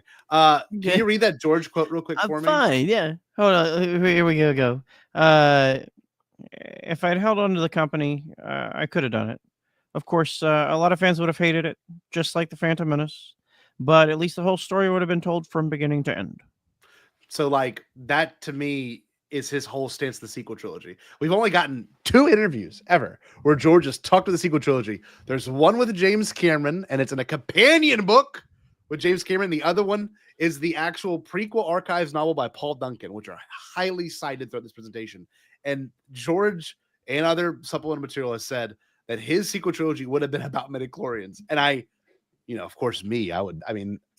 loved Avatar whenever I was a kid in 8th grade seeing that shit. Some of my favorite movies, like Prometheus, is all about the genetics of, how we were created. And like this. It's why I knew Evangelion was going to scratch a very specific itch for you. The Human Instrumentality Project. So like this, however, like I love what we got. In also, shouts out Kelly Knox, fellow Evangelion head. That's right. Idiot Shinji. But anyway, her sister wrote. Now we got to get on this. Now get on this. This right here. You ready for this? This right here. Best logo, by the way. I say that in my presentation. I was gonna say this is I lived with this logo forever in the 90s. This was my logo. This logo, Star Wars logo. Oh, it's so sexy. I just remember seeing that like on my notebooks growing up. It was just like, this is peak. It can't get better than the gold like gradient. Man, I just love that shit. Anyway, all that being said, this is the crazy part. Part 1, part 2, part 3 all take exactly 10 minutes each. So give or take with the videos and stuff. Part 4 is the longest part, about 25 minutes of it. Maybe less, maybe like 22 minutes of it. So this is the bulk of the presentation. For those that are excited, lore is important. Don't get me wrong, but to set up lore effectively, you've got to have the biology of it, the philosophy of it, the theme of it all. Like it's gotta be established as to how we get to this point. And like I specifically cite, I have 26 sources I use. But the things that people get surprised the most, I'm sure it'll happen there, is that it's all cited from, parts of the original trilogy, as well as the prequel trilogy, as well as the supplemental material like The Mandalorian, The Rise of Skywalker, The Bad Batch, and The Acolyte. The Acolyte being the one that I wanted to tease the most tonight, because The Acolyte's the one that actually gets it, I think, the best out of, aside from The Rise of Skywalker. The Rise of Skywalker is like pretty peak, but The Acolyte's the one that people went into it saying, well, not us, but idiots. We're saying very clearly that this negates Anakin Skywalker. And like I had old friends of mine reach out and they're like, yeah, it kind of does ruin George. I'm like, it doesn't. I don't know what you're watching. And look, I'll go into it. I'll go into it right here. So you with me, I'm with you. Always one, but board is two. As above hits the stars, below slides the seas. I give you, and you give me. These are not twins. They are one person that were split by dark magic. Okay. Here's my answer to that. I I don't think Qui-Gon I've ever Jinn. seen that character poster. It's cool, isn't it? I love the purples. We've got Mother Anastasia, the thread. She described it the best. And I think it totally ties in midi-chlorians. Pull the thread, change everything. It ties you to your destiny. It binds you to others. The power of one, the power of two. The force, of course, is an interconnected web. To them, if you manipulate the web, it can change and alter existence. Okay. The thread has tied the twins together, and no one can separate that. What is the thread? What is the thread? Another interpretation of the Force. Yeah, Beautiful. I like that. I like that. But like, who has control of the thread? Should you control the thread? Should you control it? Should you control it? Controlling the thread or the Force is directly leading you into Sith ideology inherently. I love that they frame these characters as, I'm not saying they're bad guys, but like you understand their coven. This coven is an offshoot of Sith ideology. It is absolutely an offshoot of the Sith philosophy. Yes, because Mother Coral, the one who was pregnant, says what happens if they figure out how you created them, which we'll look at. This in no way negates Anakin's unique role. Anakin was born of the Force and by the Force. Osha and May were created through the manipulation of the Force. There could have been one soul zygote or organism that was in Mother Coral's womb, but something happened to cause them to split. Okay? And obviously, Anakin, he kind of has a messed up future, right? Maybe that's the problem with having so much midi-chlorians or having this desire to save and preserve life. These two characters right here, they're one. They're one character that has been split. And obviously, both very different in how they believe in their philosophy of the Force. So I also, if I may, just real quick, and this is just a nitpick about fandom and about disinformation in fandom spaces. There are so many people who will confidently tell you that Osha and May Anastasia negate the Chosen One prophecy who have not read the prophecy. Yes. Yes. Like it specifies a child born of the Force with no father. Yes. Like it lays out so many of the specific criteria and stipulations of how Anakin exists, why Anakin exists, and when Anakin Skywalker will exist that do not in any way, shape, or form bump up against anything presented in the Acolyte. These are the same people who will confidently tell you that Mace Windu uses the dark side because his lightsaber color is red and blue put together. Yeah. These are deeply unserious, illiterate. It's basic primary color, you know. That's the thing. No. Here you go. It's the disinformation of it that will always make me angry. And that's valid because I'm sitting here watching the Acolyte premiere and we get to the 6th episode or whatever. This is the 3rd or I don't remember what episode this was. And I was vehemently pissed off. I already wrote my essay. Now they're adding more lore to it. Now I've got to make an addendum video, but here we are. Now I get a freaking panel a week from tomorrow where I can actually share this to people that had stupid feelings towards the show in the first place. Because this to me on a very personal level is offensive. Because like you are specifically not watching this show.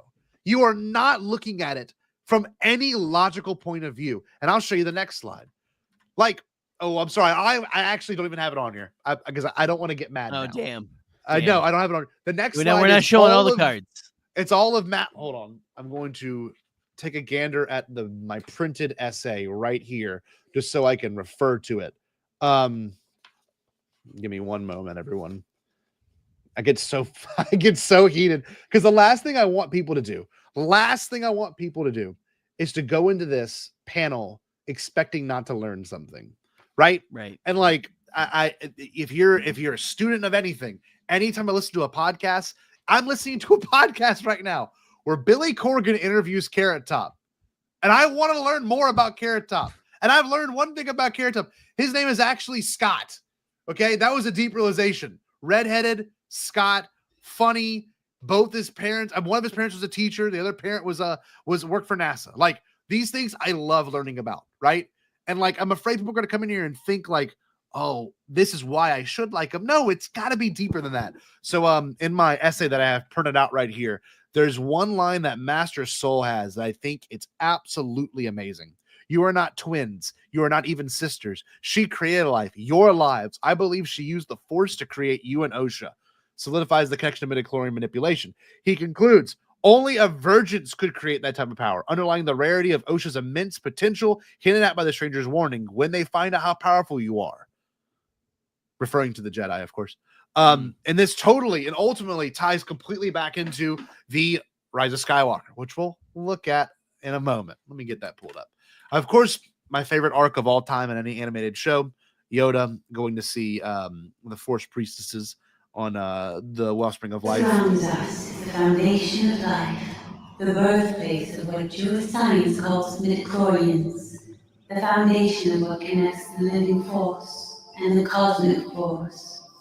When a living thing dies, all is renewed. Life passes from the living force into the cosmic force and becomes one with it. One powers the other. One is renewed by the other. You want to hear something crazy that no one else talks about, by the way?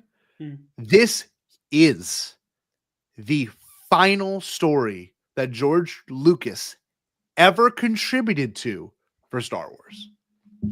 This is it. Yeah. This is it. If you want to dig as deep as possible to the... Actually, if you don't want to dig deep at all, watch the last 3 episodes of season 6. That's it. This is it. This is the one. I watched this in high school. I'm sorry. I watched this my first year of college when Clone Wars was on Netflix. And I'm like, you know what? Force Awakens come out. I'm going to watch this. I stayed up really late one night and watched this. It absolutely blew my mind. Absolutely blew my mind. It's right there. Everything about midi-chlorians is literally in that quote. The birthplace of what your science, automatically implying your science.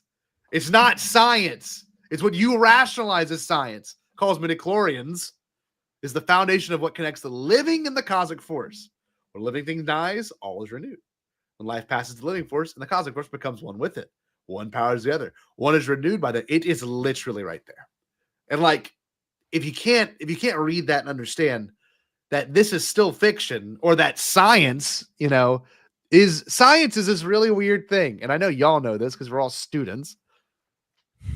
But like science, this is like end all be all. It's not. It's still our version of rationalizing the world around us. So that's my big gripe with this. They made it scientific. Bullshit. They didn't make anything scientific. This is us rationalizing the thing around us. Is water wet? Like it's the same shit with that. It just gets me so mad. I don't know. I don't know how y'all feel about it because I want to keep moving on. But if there's anything else, I'm livid. I'm livid. Yeah. I'm mad too, man. Because this is the kind of stuff that gets me excited. And like, this whole arc is amazing. And we look at, the Jedi perspective, and this is going to make Jared want to blow his load. But like, I talk about the Sith. The Sith want immortality too, but they just want to dominate. They want to prolong life. They want the dark means of life. They want to anchor their essence to objects, to clones, to other beings. They see life as a fractured existence of pain and suffering, where the Jedi know if they let go, they will have eternal life. The Sith want everything to cling to this shit. They want it. And of course, here we go. Here's our boy, EU and... Oh, shit. There's our boy, Prom Night Palpatine, falling. The Emperor. Woo! Prom Night Palpatine. Nice cummerbund. I know, it's beautiful. Far, far away. His mind jolted into a new awareness, into a new body, a painful one, a temporary one. This is why The Rise of Skywalker is truly going to be looked at as the most brilliant, besides Last Jedi, of the lore in all of the sequel trilogy. I love TLJ. The lore in this movie is freaking rich. I have a lot of complicated opinions about Rise of Skywalker. What it introduces to the lore, not something that's complicated for me. I love every goddamn second of it. I will never look a gift omen harness in the mouth. Okay. No. No. No. And like this was so cool for us because we weren't EU kids. I mean, we were, but we really weren't. Like we didn't have to raise ourselves on it. But like Knew of it. Yeah. I remember watching Rise of Skywalker and going, something's for not working for me. I don't like the energy and this pace of this whole movie. But the second you get to Exegol, I think every kid in us, every prequel kid was like, holy shit, this is awesome. It is like rationalizing all of our fantasies that we didn't know we even had.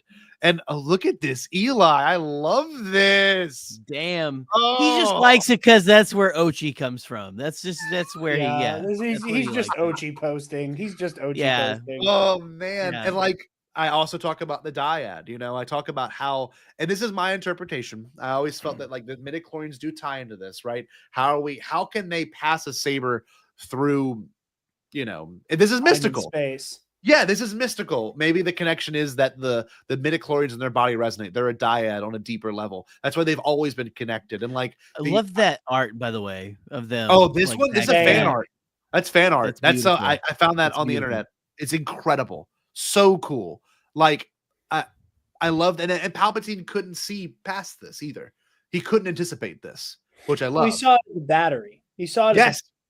He does not understand the deep, like, complex interworkings of the Force, and like that is what will always hold the Sith back, is that they are so scientific. It is the cold clinical nature of the Sith that they are so intent on dominating nature itself, and they think that a greater understanding of nature and science will allow them to do so. So where Sidious sees, you know, where if Sidious were half as smart as he thinks he is, and if he understood the Force half as well as he thinks he does, he would be able to recognize that this is a level of power that is unbelievable. And he says, like, oh, you know, this is remarkable. This is insane. Battery. You know,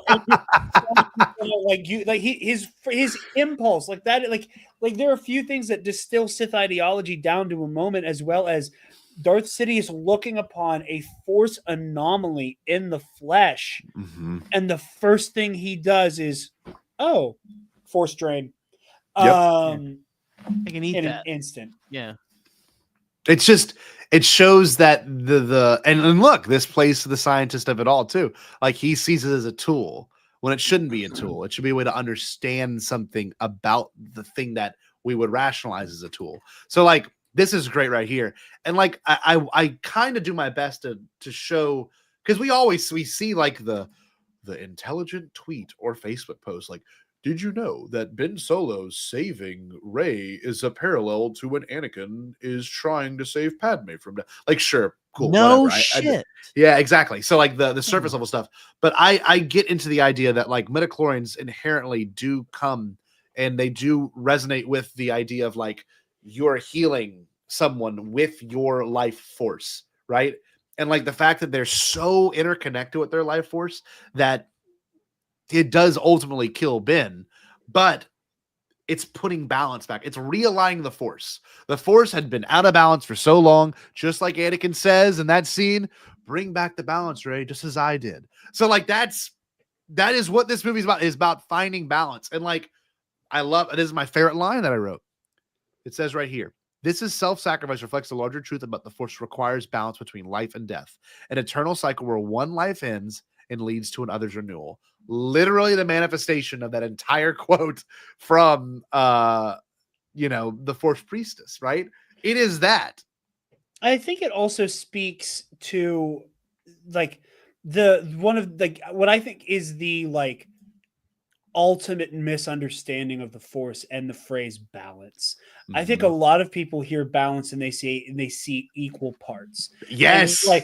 And what I think people don't understand is that like the Force was not balanced by Anakin wiping out the Jedi so that there were 2 Jedi and 2 Sith. Wrong. The balance is nature. The balance is the natural order of things. Darkness exists in nature. Death exists in nature. The reason why the dark side of the Force is inherently negative to the balance of nature is not just because of differing ideology from the Jedi. It is because those who indulge in the darker emotions, that anger, that rage, that hatred, and that greed, want to dominate nature. They want to dominate creation and possess it, and bend it to their own will. And that is why they want to consume it. They want to consume it. It is the fundamental difference between the Jedi and the Sith, is that the Jedi view themselves as vehicles of the Force and of nature, and the Sith want control over it. Yes. And that difference is why the dark side of the Force is always going to be a net negative, because the more you indulge it, the further and further you get to being high on that power and the desire to dominate life and nature itself.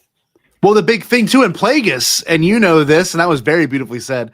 The whole point of Plagueis is the entire time Palpatine and Sinuous like, we're going to shift the Force or reverse it. They don't even understand it. We're going to shift it to the dark side.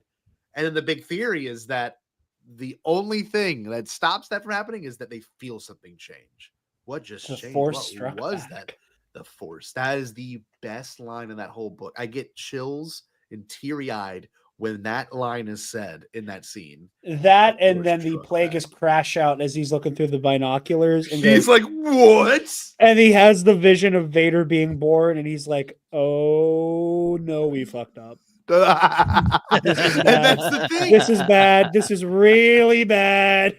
Oh, and that's the thing. The whole point of this lecture presentation is it ties all into Plagueis. Plagueis is the first thing we look at. It goes from Plagueis to Revenge of the Sith to the Anastasia twins, back to Revenge of the Sith, A New Hope, Empire Strikes Back. Then it goes into I think Clone Wars. Then it goes into Bad Batch. Then it goes to Mandalorian. Then it goes to Rise of Skywalker. It covers all those in that order. And it's important to acknowledge that all those things were not made by George Lucas. Most of those things, in fact, were made by other people that took on and expanded the ideas of George Lucas. And like, I almost got a little teary-eyed hearing Jared talk too about this, because like I thought I've heard a lot of these things. Like I appreciate y'all hearing me out on this, because I think it's been years of me and other people like us ruminating on these same exact ideas, and people don't appreciate it or take the time to look at it from this perspective. And people honestly might not understand where I'm coming from with this, and that's okay, and that's fine. But I think it's great that people are going to leave this panel or leave this live stream going, oh shit, I was not expecting that.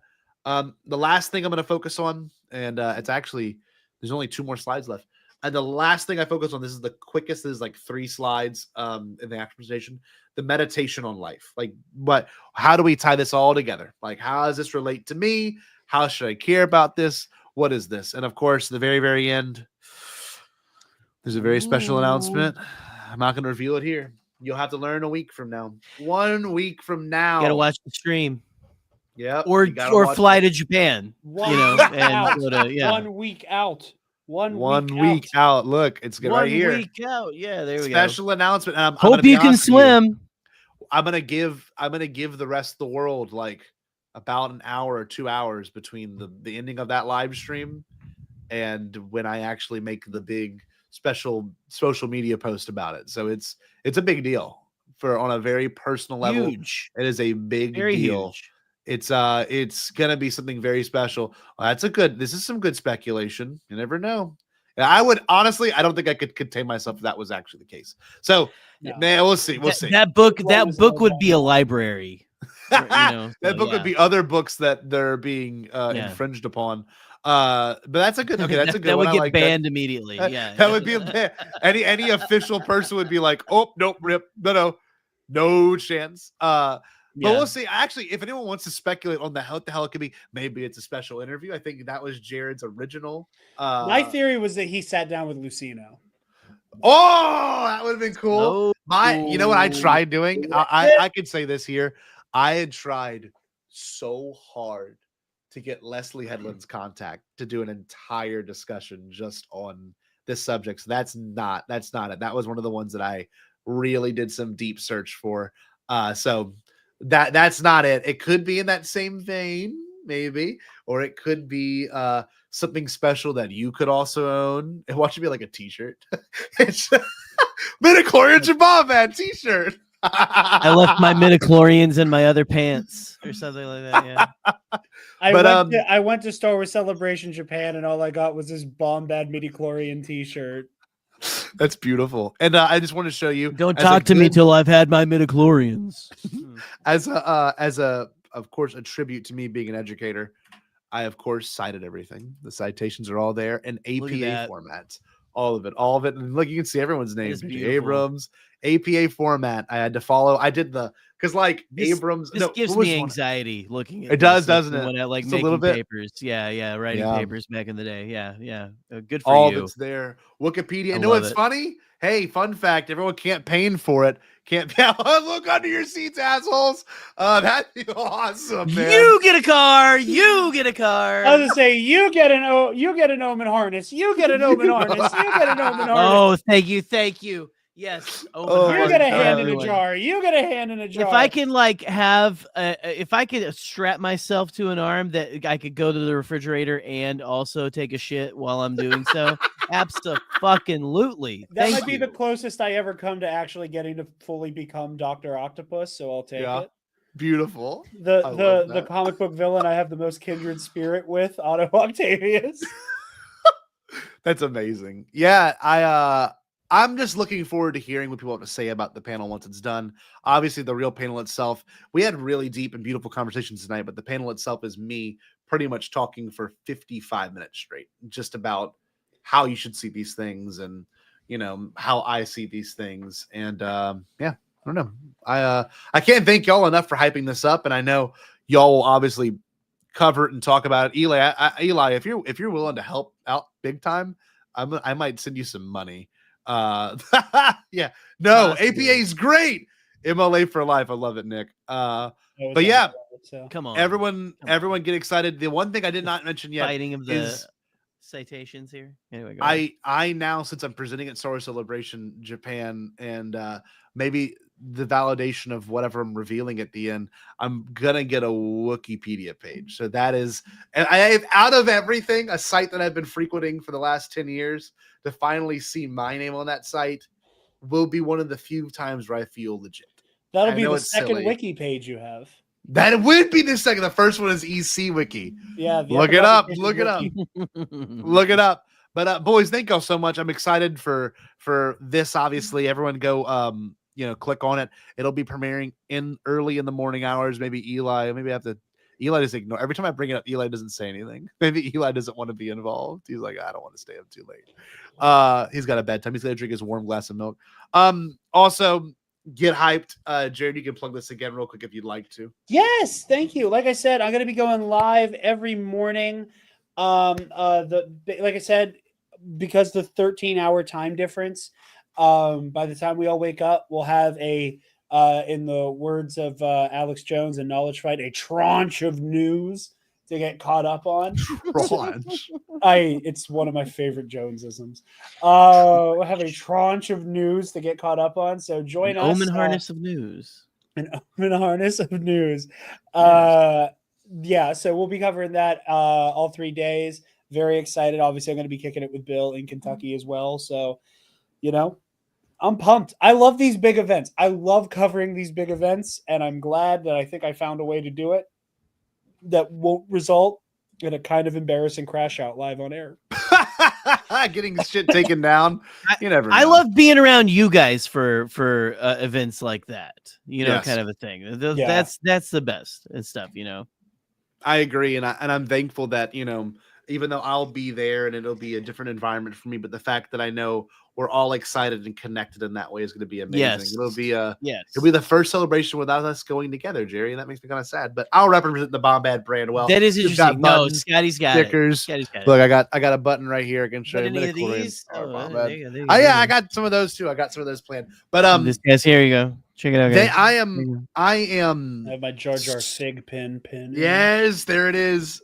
He wore that to the wedding. I did. To think that the last time we were all together was that wedding 2 years ago to the date almost. is absolutely surreal. And then now 2 years later, our channels have grown, our relationships have grown. We are much closer as friends, even from back then. Deeper jokes, deeper relationships. And I don't know the things that are going to come out of this panel. It's just, I'm so excited. I can't wait. I am absolutely thrilled to have friends like y'all and to cover things like this with our friends remotely, and of course while we're there.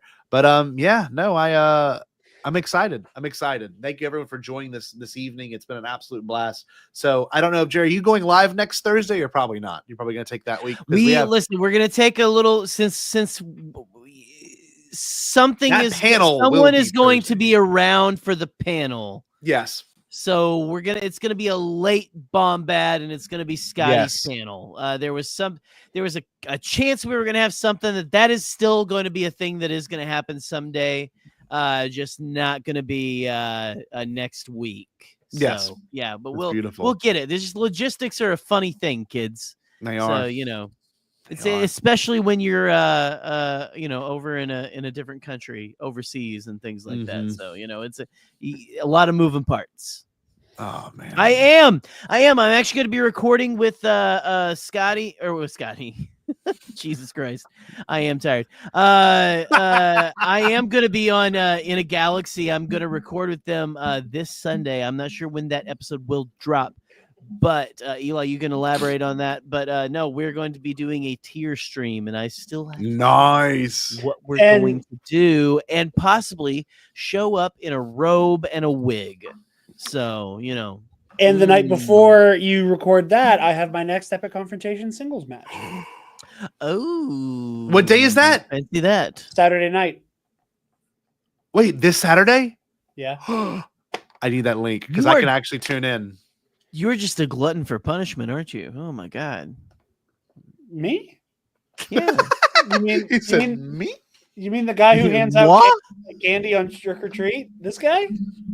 Yeah, no, you. Come on now. You and that beautiful jacket that you wore to Scotty's wedding that I love. He remembers. He remembers. Listen. I remember as soon as it popped on, I was like, "Yo, listen." I was like standing up, like waiting to officiate, while Katie's uncle told me that I need to make sure, make some things.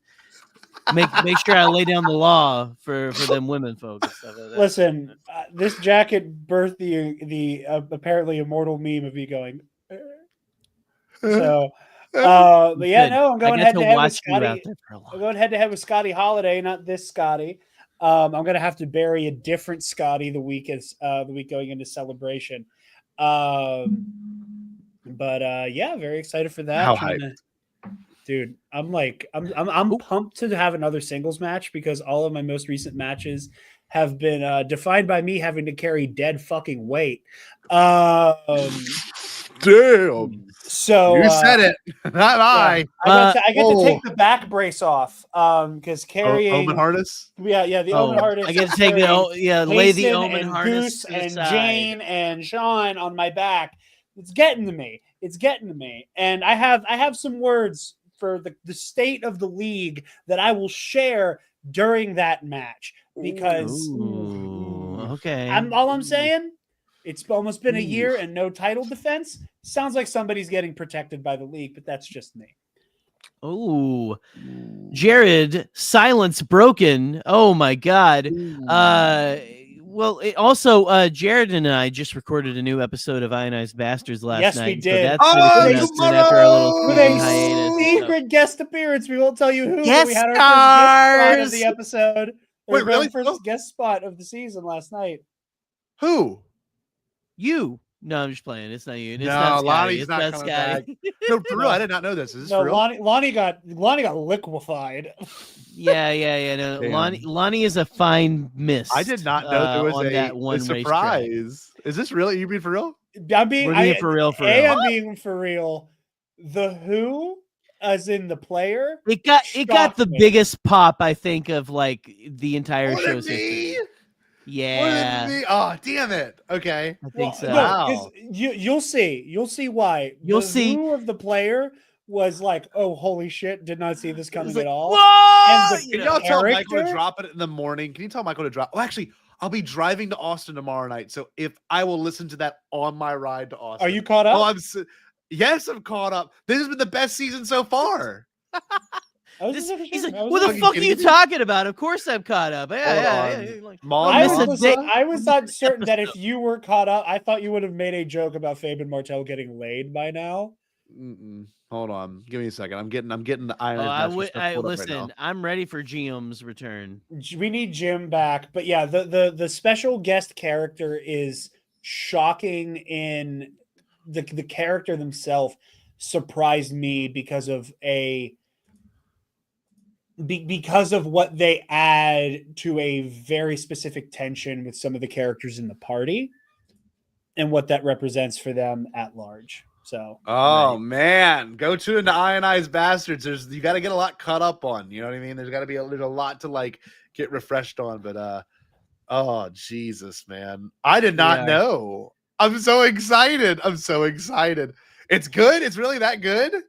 Yeah, it's a good one. Scotty, you saw my tweet or my Blue Sky tweet. Well, I didn't know what the hell it meant. It's supposed to be vague, dude. I know, that's the point. It's no context spoilers, but one of those images is everything to do with the guest.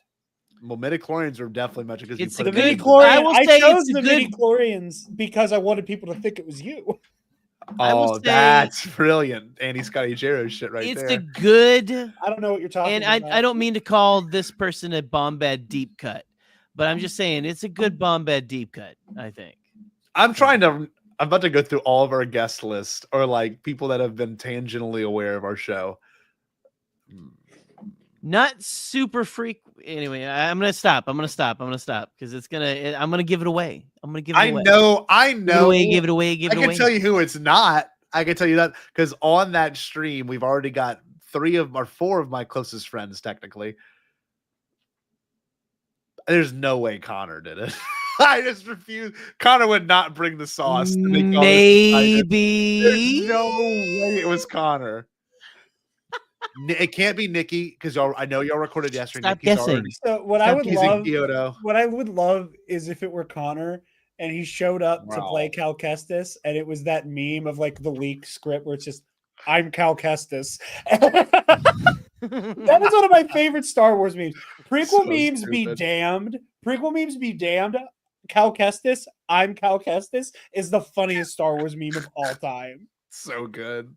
That's a good one, man. I'm gonna end up messaging y'all because that is. Don't tell me. Actually, don't. Please don't tell me. You don't want to know. You want to like experience this on the biggest screen possible by listening to it on the road to Texas. Yeah. Yes. Maybe when I charge my car. It's fine. He's got a screen in his car. He's fine. Yeah. Oh, I am so freaking curious right now. I will also say, as another little bit of sizzle for the next Bastards, I think I have had some of my best shit talk in combat in this episode. Like Whoa, is it someone you fight? Oh, I'm getting pumped. It's also a little spicy. All I'm saying is like Fabian Martel is on that Spider-Man pack of I'm gonna run my fucking mouth the entire time I beat your ass. Oh, I'm so excited. I put up a vote for the episode title of this episode, and I won't say what it is because it might give some stuff away, but like it is a spicy episode. Okay, this is a spicy episode for sure. It's also maybe the most. This might be the most sensual episode of Bastards to date, actually. So. For those that don't know, and there's a lot of people watching, there's like 20 people watching live right now. If you really haven't checked out Bastards yet, and you want to get like an itch of like kind of cool play on lore, character development that feels like Guardians of the Galaxy meets Star Wars meets Guardians. Yeah, it's what it is. Absolutely, it's Michael McCoy's All Remaining Systems channel. Look up Ionized Bastards. I think I already closed the tab, but like it's so I've been on it. We've had other friends. Talk about someone who needs to write a book, and that is Michael McCoy. That's Michael right. McCoy needs to write a Star Wars not me. novel. Not me. Who said that earlier? I have the patience to write a book. I have the patience all day to do an essay and like speak about it on a live stream. I don't think I have the patience to write a book. But like Michael could, and I know it's not hard. You can literally go and just like do name, like a script. You know what I mean? Like name, dialogue, action, name, dialogue, action. And they could take this and make it into a book, and it would be brilliant. Like, I honestly not a big fan of AI, like generative AI and using generative AI, but if there was a way to like give it YouTube transcripts and say, make this like, like break this up for me, and you can write the book portions in between, like I would be so about that, because it cuts out all the work of having to go and like do that, right? But the reason I'm saying all that is because that opportunity to like be able to read that story in a written format, brilliant. Yeah, I mean, the titles write themselves. Like, Ionized Bastards Part 2, The Doxos Revenge, Ionized Bastards Part 3, like, Salvage Rising or whatever the hell. Like, I just, it's all there. And that's one of my favorite things that any of us in our little friend group. It's my favorite project I've ever been a part of. Like, I spent a couple weeks ago celebrating 5 years of the Nerd Academy, and that's my baby. And I could never be more proud. But like, there is an excitement I get to record an episode of Ionized Bastards that just hits different, man. Yeah, dude. 100%. Anyway, we got to get this thing going. I got to go to bed. I got a long drive tomorrow after doing a Terra Nova testing for my school. So yeah, and then you'll listen to Bastards on your way, and I can't wait to get the updates from Scotty and Eli. Was they're like, what? Yeah, it's gonna be great. It must be really good. You're gonna puke your fucking guts out. It's gonna. This is gonna be the last bit of sizzle. This episode, Michael says throughout it, this is the worst episode we've ever done because it gets really fucking silly for a moment. It is, in my opinion,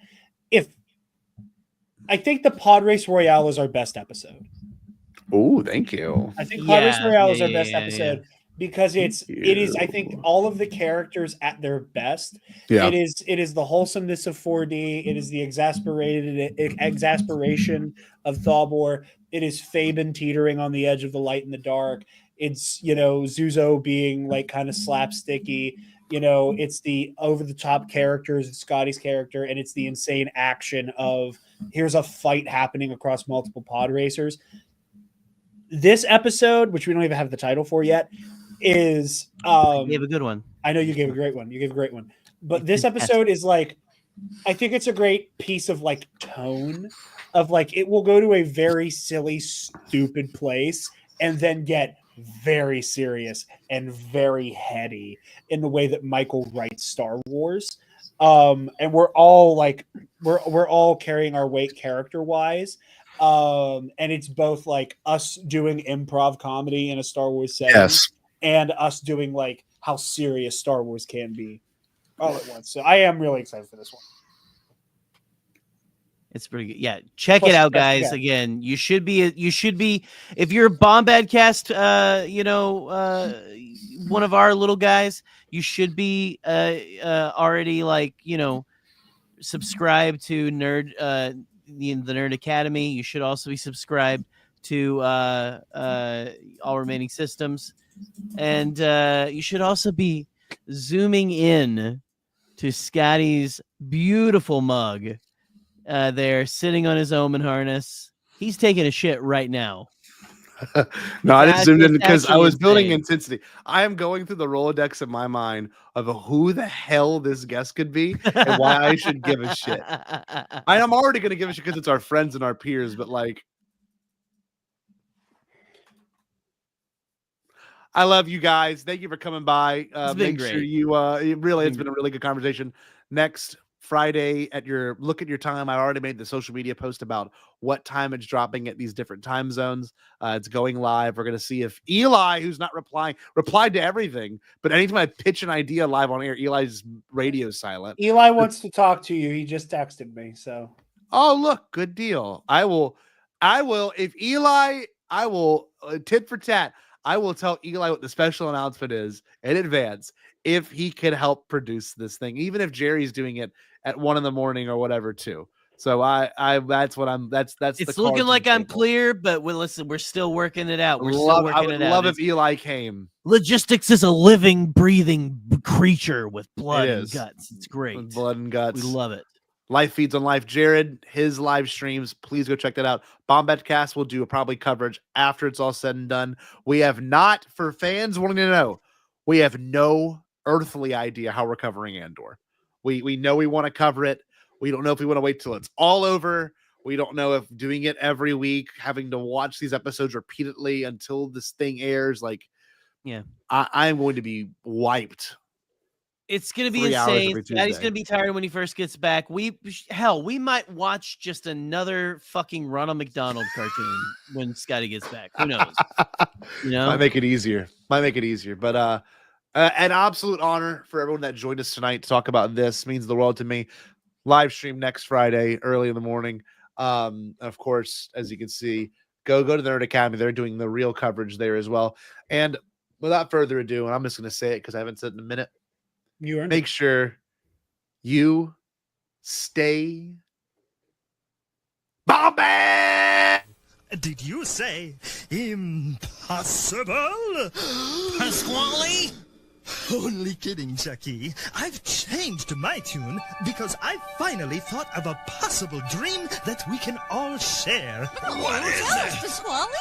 It's a dream about a world when nobody is poor or sick or hungry. Oh, now that's a dream we can make come true. I'm gonna make a change for once in my life. It's gonna feel real good. Gonna make a difference. Gonna make it right. As I point up the collar on my favorite winter coat, this wind is blowing my mind. I see the kids in the street with not enough to eat. Who am I to be blind, pretending not to see their